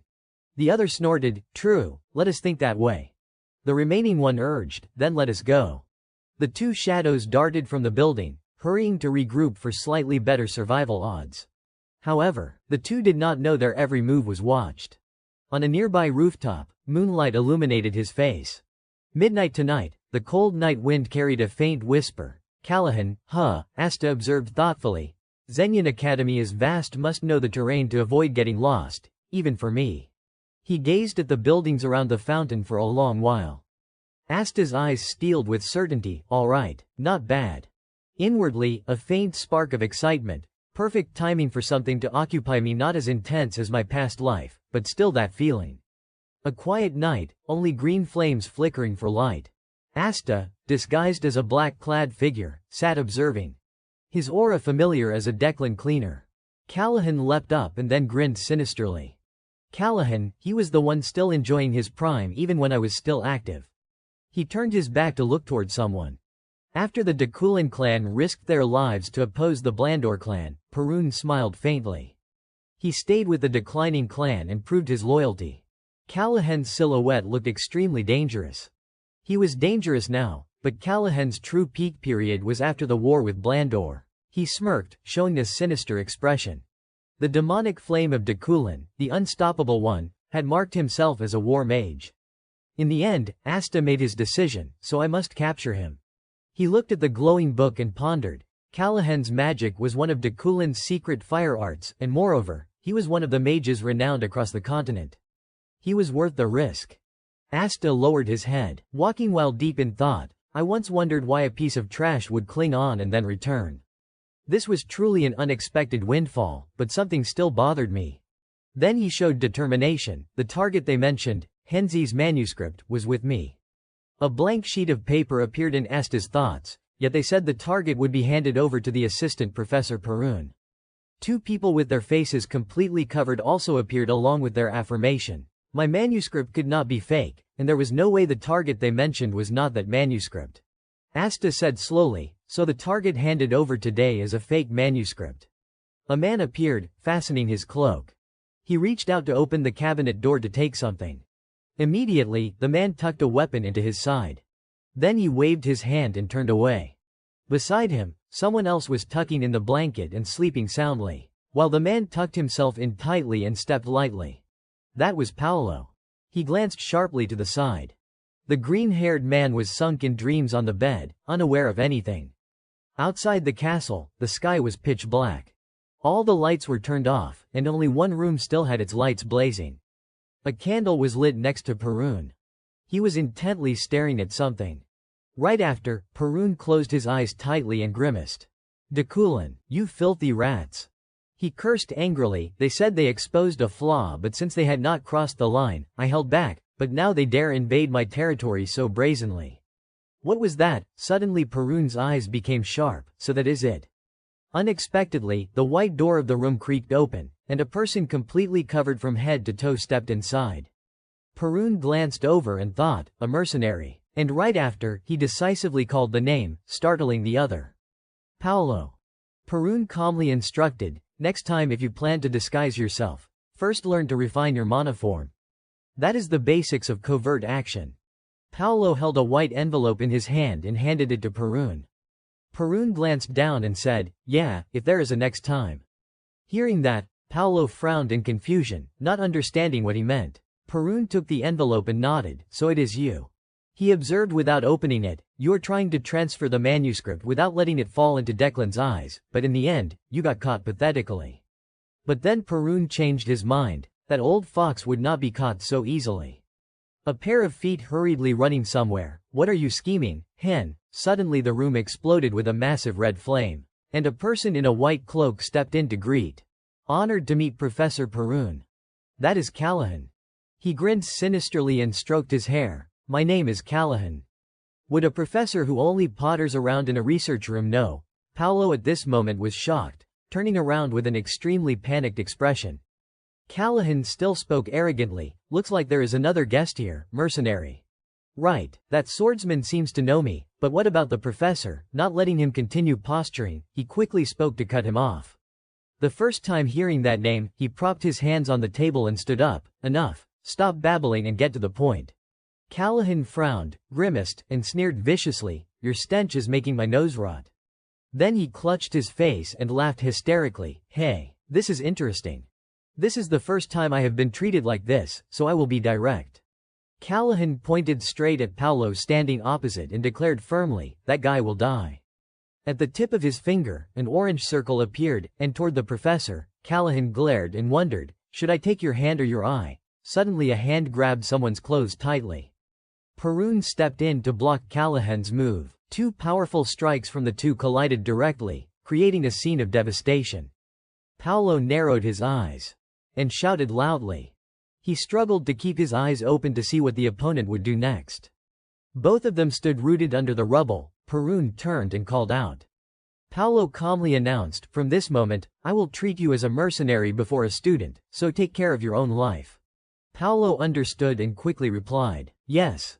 Perun turned back, nodded, and thought, seeing no alarm bell ringing despite this explosion, the high chances that Declan's rats have set up hidden magic. The night gradually fell over the grand castles. Perun narrowed his eyes, thinking distantly, can I only rely on that mercenary rookie? Callahan still stood there arrogantly taunting, this document envelope is definitely from the Blandor trash. He said sinisterly. He did not seem like he would hand it over obediently. Perun glanced at Callahan, what should I do? Suddenly he put on a terrifying face and asked. Or shall we play a little? As soon as the words left his mouth, Callahan unleashed a move that emitted a golden light surrounding him. Perun and Paolo were still passively watching when suddenly several masked people flew in from somewhere. Callahan opened his mouth laughing like a demon. Seeing the scene before him, Paolo instinctively widened his eyes in worry.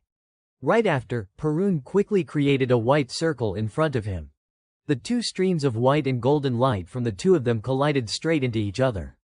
A person in a cloak stood from afar observing, seeing the streams of light illuminating from that castle.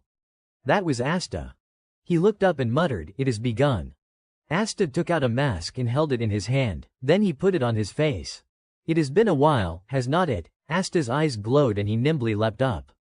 Not Asta, but the number one cleaner. Having prepared everything, Asta looked straight ahead and said, all right, let us go. He clasped his hands together, Lady Moon, I sincerely pray, let me once again be the righteous avenger today. He narrowed his eyes, but honestly, I have never thought about righteousness. Immediately, Asta leapt high. Beside the castle that had been ravaged into ruins. Callahan burst out laughing. "You are pretty good, mercenary." Paolo was panting heavily from exhaustion but still gripped his sword tightly. He glanced behind, worried. "Damn it, there is nothing below." Paolo was a glowing object. I did not expect the captain's charm to be a protective talisman. How lucky. Suddenly he startled upon hearing a voice, "Get out of the way." Perun with glowing eyes flew in. He unleashed a powerful strike toward Callahan. The latter quickly countered. Perun casually patted Paolo's shoulder. "Not bad, maybe I can trust you a bit more." Paolo looked at the sword and frowned. On the sword was an enchantment. Perun turned to ask, "Can you block it?" Paolo stared ahead and replied, "As many as needed." Then he boldly affirmed, "It is no longer a question of whether I can. If I fail, I die."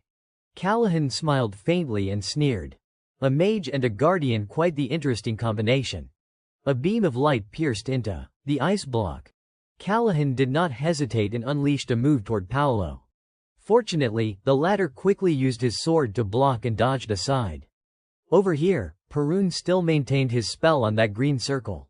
The guardian has been dealt with, the fully masked people were successively taken down. If this continues, I will run out of stamina.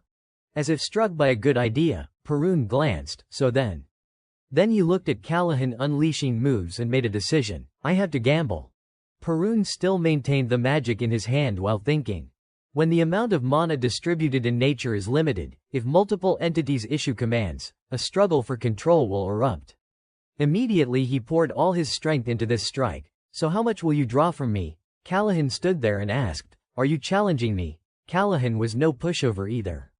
He smirked and charged. "Fine, let us try."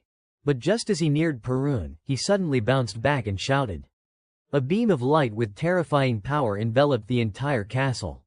Inside, all three of them were surrounded by beams of light. Paolo was also floating in mid-air looking down. He slightly opened his eyes. Damn it.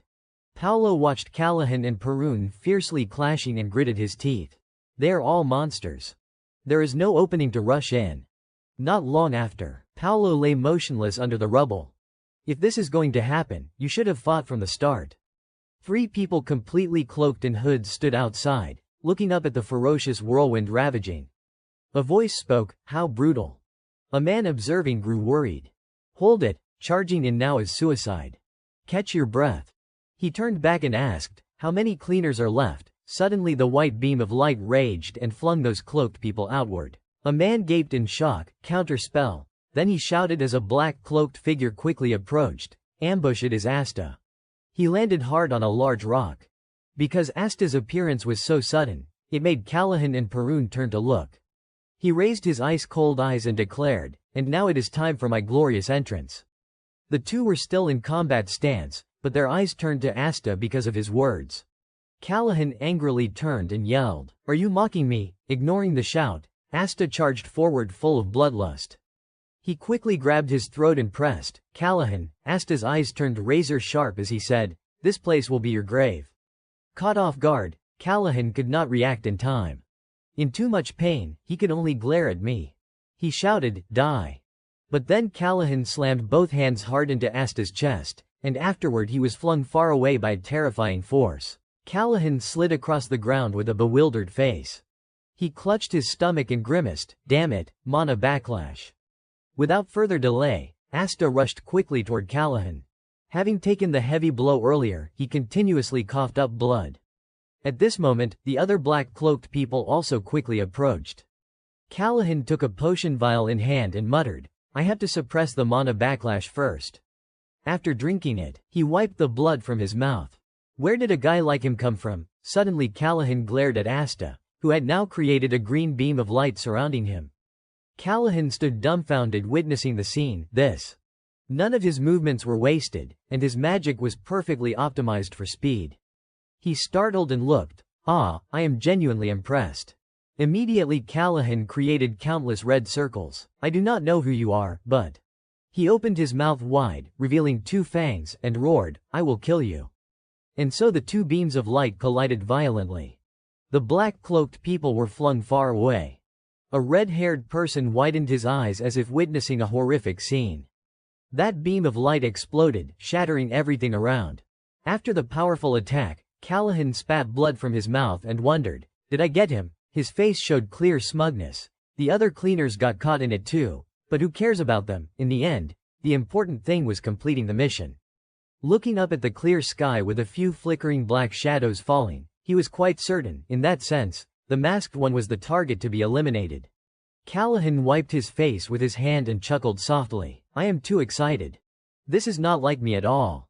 In his heart, he was confident of victory. "If I team up with the remaining cleaners, I will take down Professor Perun." Suddenly, the crystal orb in his hand fell and rolled on the ground. A gun barrel unexpectedly appeared right in front of his face, along with a contemptuous voice. "Is that all you have got?" Amid the swirling smoke, a shadowy figure spoke unclearly. "Callahan, you look like a soulless fool on the outside, but inside you are as cold as a snake.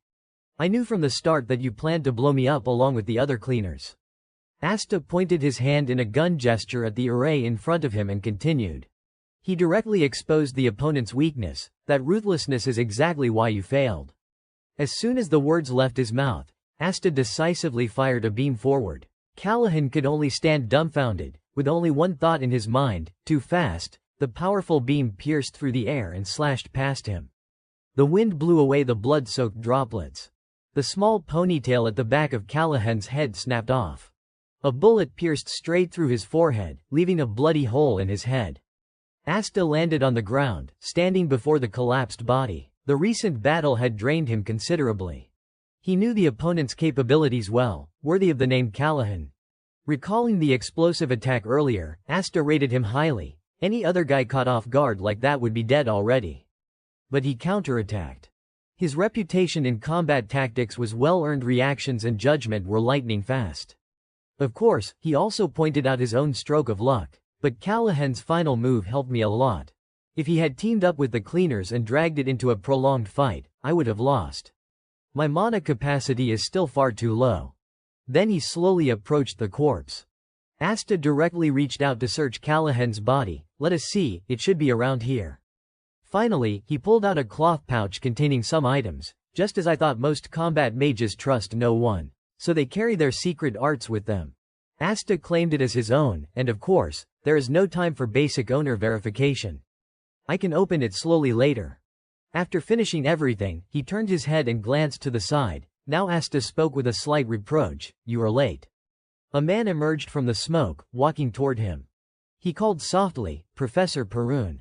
The man calmly hummed in response and explained. "Eliminating the rats took a bit of time. Everyone on the other side has been frozen solid by Perun." He maintained his cold demeanor, raising his hand to summon power. "More importantly, are you a rat too?" Asta acted indifferent, even laughing loudly. "A madman. That guy was Declan's thug. What do you think about me just killing one of Declan's men?" His attitude made the man drop his guard. "Since you called that guy a madman, you must be the one Henzi sent, right? And I am not that thug. Suspicion gone already." Asta felt a bit speechless. "You trust me based on that?" The man wondered about the identity of the mercenary he had met earlier. "So who is the mercenary who approached me?" Perun asked an unrelated question. "Did he split the thesis into two parts?" Asta did not answer, brushing it aside. "I did not hear anything about that, so I do not know. It is very likely a fake. Henzi probably planned carefully to use a fake as bait to lure the rats out." Recalling Henzi's excited demeanor, "I will be the one to lure them in." He judged. It seems he wants to strengthen defenses in Hazen City and the academy here, as well as reduce Dakulin's influence. Asta thought silently, and even though the cleaners cast a light extinguishing spell, the battle was quite large scale.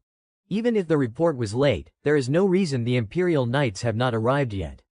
Dakulin must have used connections with the Imperial Knights.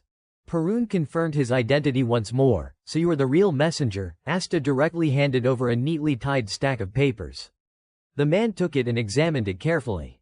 Suddenly Perun looked up from the documents. "Do you know the contents?" He did not hide it. "I only know the basics." The man did not press further, simply replying calmly, "Understood." At this point, Asta spoke frankly. "Fine, I do not mind a one-on-one, but are you sure? I do not want to lose a reliable ally." Perun tucked the documents into his robe, rare to agree on something. For now, I will accept the thesis. I do not want to lose an ally either, so let us drop this. Suddenly he changed the topic. Do you want anything? Seeing the puzzled look, Perun explained. That guy, Henzi, seems to trust only one type of person, those whose desires align with his. You must be that type too, so to build trust, I should give you something. Hearing this, he thought seriously for a long while and finally answered, a book. This request was beyond Perun's expectations, making him confirm, a book. Asta began envisioning a scene. I will build a tower, a tall, grand tower. I will stuff it full of books anyone can read. If you contribute a book with your views on magic, that would be perfect. Perun, after listening, could only scratch his head and mumble in agreement. All right, I do not think anyone could read and understand it all, but writing a book might be good anyway. Sounding pleased, he turned to leave, thinking the job was done. I have to go. But the man suddenly called out. Wait, how do we stay in contact? Aren't you delivering the next thesis? Asta gave a serious reason that left the other dumbfounded. I do not keep contact info for men. Then he pulled a purple bead string from his pocket. Here, I am tossing this ring to you. Use this, it is a contact crystal. They're linked. If one breaks, the other breaks too. To call me, smash 1. If there is trouble, smash 2. He left one final word, then I will come find you. Perun caught the bead string and noticed another issue. Hey, I do not like men either, but when he looked up, the other had vanished long ago. He muttered to himself, why do I feel creeped out? Time passed, and soon after, the Empire's Imperial Knights arrived. After handing everything over, the Imperial Knights quickly secured the scene. They split up to support each injured person, then evacuated the Academy students to prevent a possible second attack. By now, Asta had changed back into his everyday attire. Of course, he took the chance to blend in with the students. Damien, still sleepy, looked at him curiously. Friend, where were you? Feels like I have not seen you in ages. Asta answered vaguely. Had to handle a big matter. He scanned the scene, calculating, let us see. Callahan's corpse and the cleaner's pursuit provide clear evidence, so Dakulan should lie low for a while. Seeing him distracted and looking around, the boy misunderstood, thinking he needed the bathroom. Friend, you taking so long, constipated, want me to cure you? Asta did not reply, focused on his thoughts. But why did Perun react like that in the earlier fight? He usually does not counter, but when I blocked Callahan's spell, his energy seeped into my force field, allowing me to block it, so it was not a bad thing. He recalled the sensation. It was not that the force field became stronger, but more like a specific exclusion phenomenon. He connected cases where such magic was used. That is the primary method for elemental mages. A technique that prevents the caster from being harmed, like Callahan with fire. Asta turned away, frowning and muttering, I do not understand. Damien beside him thought he was talking to him and eagerly offered help. Don't understand. Drop your pants right now, friend. But that statement was clearly influenced by his own thoughts. Why did it react then? And what is the activation condition? He looked toward the distant castle, muttering, I need to investigate. By the way, remind you do not drop your pants. Damien, the building with solemn ancient architecture. Asta silently planned, Le Peter, the largest library in the East. Located in the academy, I should find clues there. Suddenly a voice called out, Hey, you are Asta, right? The boy approached with a friendly greeting, Nice to meet you. I am Chenbia. He kept a cold attitude while the boy still smiled. You are a pretty good fighter. Right, this made Asta slightly wary. What, did he see me fighting? If my identity is exposed, that is trouble. Do I have to kill him? Faced with Chenbia's enthusiasm, Asta thought to himself, what, did he see me fighting? That is a huge stain on my cleaner record. The boy, still carefree, showered him with endless praise. The brawl with the martial arts department on the very first day of enrollment. Pretty impressive, how can you fight like that? Those words instantly eased a bit of Asta's prickliness, leaving him somewhat speechless. No scandal, but fame instead. Of course it had to be. Nothing important about the teacher. Asta turned his face away, he was just low on stamina back then. It will be different later. Chenbia scratched his head and grinned, ah, got it. He shyly followed behind Asta and Damien through the crowd. A moment later, Chenbia finally voiced his true intention. Actually, it is like this I want to tag along. I have not made any friends yet. Butting in elsewhere feels awkward, you know. Asta glanced over, I get the gist. He had seen through this long ago. In principle, the academy promised equal treatment, setting aside status. But that was the academy's stance, not the students'. Someone poor like him would naturally be pushed to the fringes. Thinking it over, Asta himself had no attachments. Whatever, I do not care. So Asta turned back and agreed, yeah, sure. Chenbia let out a relieved sigh. Phew, honestly I was pretty anxious. Feeling more at ease, he deftly tried to ingratiate himself. If something like earlier happens again, being alone would be tough, right? Asta hummed softly with a faint smile, could be. Encouraged, the boy grew bolder, oh, right. The two chatted casually on the way. Asta found this quite novel. So this is what a normal conversation feels like. He lifted his indifferent eyes skyward, pondering, this life, I have only been tangled with lunatics. Recalling the colorful faces he would dealt with recently, Asta comforted himself, I would forgotten what normal feels like. The corner of his mouth curved into a faint smile. Now the academy life truly begins. The next morning, at the academy, golden sunlight bathed the glittering building. In the lecture hall, nearly all students were present.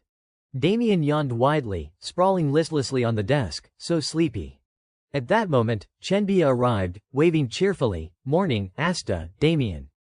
As soon as he sat down, he grumbled slightly after a mess like yesterday, we still have class today, isn't that too much? Asta flipped a page in his book and replied, yeah, guess so. He observed the boy. From yesterday's way of speaking, Chenbia did not sound like nobility or from a wealthy family, yet he was neither timid nor gloomy, in fact, quite bright. Asta's mood lifted as he assessed, not a bad friend. Suddenly the boy turned, hey, heard anything yet? Chenbia spilled a piece of info, on the way here. I heard our class 3 homeroom teacher is Professor Gerada. The unfamiliar name made Asta repeat it curiously. Gerada, Chenbia gasped. Don't tell me you do not know Professor Gerada, the one rumored to have single-handedly slaughtered an entire pack. Ah, there she is. Asta looked down at the podium as a female professor approached. Oh, now I remember. The familiar face jogged his memory. The professor who stood on stage during yesterday's entrance ceremony spoke. Pleased to meet you. I am Gerada. There was a bit of commotion yesterday, but nothing serious. I hope you set it aside and focus on your studies. She gestured toward the equipment being brought in. Before our first lesson, I will conduct mana measurements. Fundamentally, mana has two aspects, quantity and quality. Now, between the two, which is more important? A hand shot up. Gerada asked, your name? The girl stood, slightly shy. I am Arjun. Gerada permitted, Arjun, please answer. The girl seriously and carefully gave her view. I think there is no absolute answer, but if you have a sufficient mana quantity, then mana quality becomes more important. Gerada pressed, reason, Arjun explained, in a duel with mages of the same level, the one with superior mana quality will dominate. Asta noted the opinion, partially agreeing, yes, that is orthodox. Mana quality affects spell accuracy, stability, and power. High quantity is useless if you can't land a hit. But sure enough, the girl soon received an unhappy reaction from the homeroom teacher. A dissatisfied grunt rang out. Arjun's meager confidence vanished in fright. Gerada directly probed, Arjun, which family are you from? The girl obediently answered, I am from Viscount Pelaim's house. Hearing this, the professor openly showed contempt, no wonder. This time Arjun was completely hurt. Tears welled up with indignation, but Gerada ignored it. She moved to another student, anyone else want to answer? Those sharp eyes scanned the class, HMPH. No one. Suddenly she pointed at a random boy. You there? He jumped in panic. Why yes, Gerada mocked. Is your name why yes? He stammered to correct, and no, madam. I am Waipon. Waipon stood and carefully answered the earlier question. I think mana quantity is more important. After all, in large-scale combat, quantity has a big impact, right? Asta silently noted. True if you think the other way, in chaotic battles, quantity matters more than quality. In the end, both are important depending on variables, but Gerada showed clear displeasure. She asked bluntly, which family are you from? He replied, I am not from any family. This made Asta freeze. What, did I miss something basic? Gerada continued calling names. Answers rang out. I think casting speed, then family. I say purity, then family. This left even the calm Asta bewildered. She just had students repeat the question and moved on. Jarada's questions echoed amid the class's murmurs. And you, why so quiet, difficult, really, look away. Asta tensed, thinking, what answer makes the atmosphere so heavy? After a while, she ended the Q&A. I have heard all your answers clearly. Jarada's tone softened slightly. Actually, every answer just now was close to correct. Fundamentally, this is not a question with one answer, so what I wanted was not an answer. She emphasized one point. Think carefully, did you give me your own thoughts, or were you just guessing what I wanted to hear? She reminded everyone of a mage's duty. A mage must never lose their own judgment at any time, must not be swayed by others' eyes, and must fully execute their will. Her sharp golden eyes narrowed. So what about you all just now? A serious question echoed through the hall. Was that truly the quality of a mage? Jarada concluded. In the future, you must become true mages. That is the message I want to convey in this lesson. Engrave it in your hearts. The entire class fell dead silent. Asta relaxed his earlier tension, so what I thought was right after all this was a clever loop of confusion. Jarada moved to the main topic. Now, one by one, come up to measure mana. Arjun, still sniffling, startled, yes. Jarada instructed. You will be the magic department class representative for class 3. Your first answer was very impressive. From now on, record your classmates' mana stats. The girl instantly perked up and hurried down. Thank you, Professor. Asta let out a soft "oh," inwardly impressed, so that is how she tames the whole class. Chenbia beside him teared up, biting a handkerchief, so jealous. Asta was speechless. Jealous of what? Up front, she signaled the assistant to bring the device. The cover was pulled off, revealing a jade green orb. Students gasped in awe. That is a mana measurement device. I heard those are rare. Jarada touched the orb. Everyone's seen it for the first time, right? She glanced meaningfully. Now you will know your own mana stats. Who knows? A green light burst forth, stunning the students. Jarada teased with delight. Looks like we have a monster among us. Damien glanced at the array projected on the ceiling, his finger lightly touching his lips. Jarada spoke up to guide. All right, the method is very simple. Arjun, place your hand on the crystal orb and channel your mana into it. The girl replied, yes, and began to step forward toward the crystal orb. As she approached, she placed her hand on it and started transferring mana inside. The moment she channeled her mana into it, the crystal orb immediately shone intensely, ancient runes appearing around the orb. Then, a magic circle with strange ancient runes began to emerge and gather around her arm. After that, it formed a magic circle and flew straight up into the air before the utterly astonished eyes of everyone.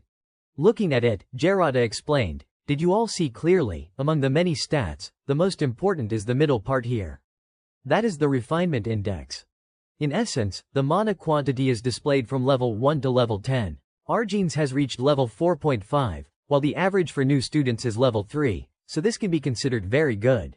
Hearing herself being praised, Arjun scratched her head shyly and replied, thank you, Professor. Jarada continued, next is measuring the total mana quantity. It is simple, just pour your mana in. Arjun put on a determined expression and followed the professor's instructions. Jarada explained, the total mana quantity rank is divided into a total of 100 levels. Arjun's is at level 17. Considering last year's average was level 15, this year's figure is slightly higher than last year's. Looking at the quality and quantity of mana, one can see how diligently Arjun trains on a daily basis. Very commendable. Consecutive praises came to the girl, making Arjun's eyes become extremely emotional, her cheeks flushing red from embarrassment. Observing from above, Chenbia exclaimed in admiration, I wish I could get numbers that high too. The guy beside her gently stroked his chin, thinking to himself, oh my, the future has already appeared. That kid will be a diligent research student in the future. After finishing, the professor spoke up, I have some matters to attend to, so I will take my leave here. Please measure your mana following the teaching assistant's guidance. The students in the class replied in unison, yes, madam. After one student's test was done, they began discussing, I need to focus more on the breathing technique. The young man beside him replied, I am worried about the refinement part. Seeing that almost everyone had been tested, Chenbia stood up, looked toward him, and said, Asta, let us go measure ours too. He snapped out of his thoughts at that moment and replied, yeah, we should. Damien, meanwhile, was still enjoying a sound sleep. Then suddenly, from below, a loud shout rang out. This is insane, refinement index level 6. Wasn't the average supposed to be level 3, total supply 20, I am so jealous. The teaching assistant turned and asked, what is your name? The platinum-haired girl coldly replied, Furion. Furion did deny. Hearing this familiar name, Asta thought to himself, same clan as Dahlia, but different hair color. Probably a branch family. She hurriedly announced her full clan name right after her first name, seems so pretentious. Looking at the results displayed in the air, the teaching assistant stroked his chin in praise, truly worthy of a descendant from a prestigious family. The stats are excellent. Though the total quantity is a bit regrettable compared to refinement level 6. But it is still a high number. Hearing that, Furion smirked, confidently stated, as expected. With the commotion below, Damien finally woke from his slumber, letting out a long yawn, too noisy. What is going on? The guy beside him replied, nothing much. Go back to sleep. But then he suddenly remembered. Oh, wait, no sleeping. He turned to remind, we are about to measure mana. Damien slumped his chin in boredom and asked back, what is the point of measuring? He did not know how to explain either, so he replied, I do not know either, but measuring is good. Anyway, it is during class. Then Damien suddenly shouted loudly, really, then I will try too. His overly excited reaction made the whole class turn their heads to look. He just wanted to find a hole to crawl into, covering his face with his hand, sighing inwardly, don't overdo it like that. Why am I the only one who feels embarrassed every time? Following the footsteps of the three of them stepping down, the students started gossiping, that is him, right, the young Master Blandor. So overpowered. Oh, the human next to him is Asta, I think. He defeated Hickster. But who is the one in front? I am dying to know. Faced with the students' gossip, he cursed inwardly, damn it, I never wanted to be famous for that fighting incident. Seeing the three step down, the teaching assistant cheerfully said, the young master, then please give it a try. Damien approached, pointed at the crystal orb, then turned back to him and asked, just channel mana into this, right? He nodded in confirmation, and Damien followed, placing one hand on the crystal orb. The instant he channeled mana, the crystal orb emitted an extremely intense light, making the students below wide-eyed in shock. Is this even reasonable? Even Furion, who had been so confident earlier, now had a distorted expression, muttering to herself, no, impossible. Refinement index level 9, total quantity level 67. Hey, is this a glitch? Seeing everyone's stunned attitude, he thought to himself, mortals looking at a genius are always like this. With vulgar appreciation, one cannot comprehend that brilliant and blissful wall. Whatever, I already knew Damien was a genius. But I did not expect him to exceed the average by this much. Damien put on an ordinary expression, sucking his finger, and said, is this high? He continued thinking, it is understandable why he has the title of Blandor's monster. His innate qualities are already different. If Damien in his previous life had put in effort, the continent's situation would have changed. So in this life, everything will be different.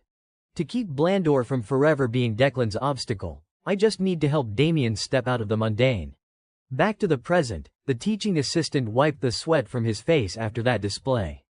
He approached and cheerfully said, young Damien truly lives up to the Blandor family's reputation. Truly outstanding. But absolutely do not get complacent. In the realm of mages, it is not decided solely by mana. Damien showed no arrogance, instead putting on a delighted expression and replying, yes. Then he happily turned to him and asked, friend, have you measured yet, has your brother gone? He excitedly said, then you measure too. He observed with his usual gaze, looking at the students below staring fixedly at him, thinking inwardly, everyone must be curious about my level. A guy with no prestigious background yet standing beside young Master Blandor. And he even defeated the Dolan Fier. After thinking for a bit, he made a decision, then let us measure and see. To avoid too much trouble, just go with average. The moment he stepped forward, the teaching assistant asked, what is your name? He replied, I am Asta. Seeing him still keeping his hand in his pocket, the teaching assistant reminded, take your hand out of your pocket. He then extended his hand and began circulating mana. He adjusted the mana essence a bit and poured in a sufficient amount. The instant his arm touched the crystal orb, his eyes narrowed slightly. Wait, why is the threshold set so low? If it is like this, it will measure higher than expected. No one could predict it. At that moment, the light radiated, illuminating the entire room, his refinement index reaching level 10. But it showed no signs of stopping. Gradually, the stat panel turned red and showed signs of overload. After a while, the screen displayed, "System error. Exceeds threshold. Please reset the standard threshold." This result left all the students below extremely puzzled. What is that? Standard terminology, is there such a thing? Seeing this result, Damien happily ran back to him and praised, "That is really awesome." He then turned to the teaching assistant and said, "It seems the device glitched. I need to measure again." The teaching assistant froze for a few seconds before saying, "It might be." Damien pouted and said, "That is not right." Just as he was about to say something, his face darkened, cursing inwardly, "Shut your mouth." Damien continued, "I know already. It must be like that." He could only scream in despair inwardly, "I told you to shut up." After a few adjustments, the teaching assistant looked at him and said, "It is reset, please measure again." He nodded in confirmation and then approached to measure again. The result this time, refinement index level 3, total quantity level 15.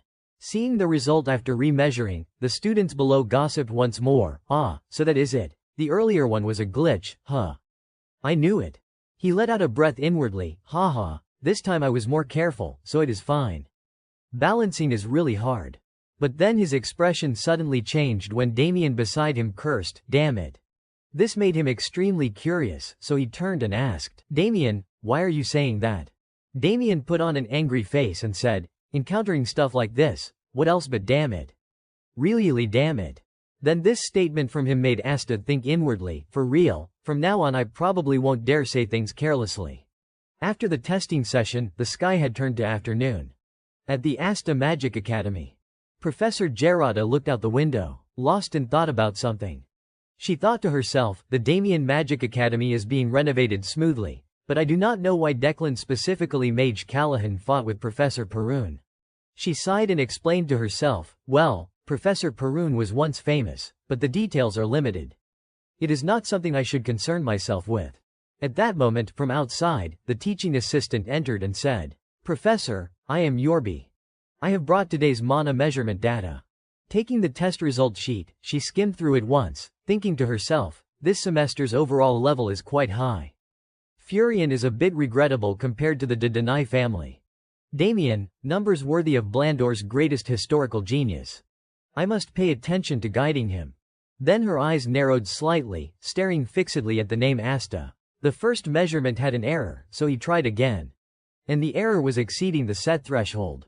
She also noticed the abnormality here, her eyes narrowing slightly as she muttered, "Asta, I need to pay special attention and observe this one." At that moment, on the way back to the dormitory, Asta turned and reminded, "Damn, it is for my personal use, you know."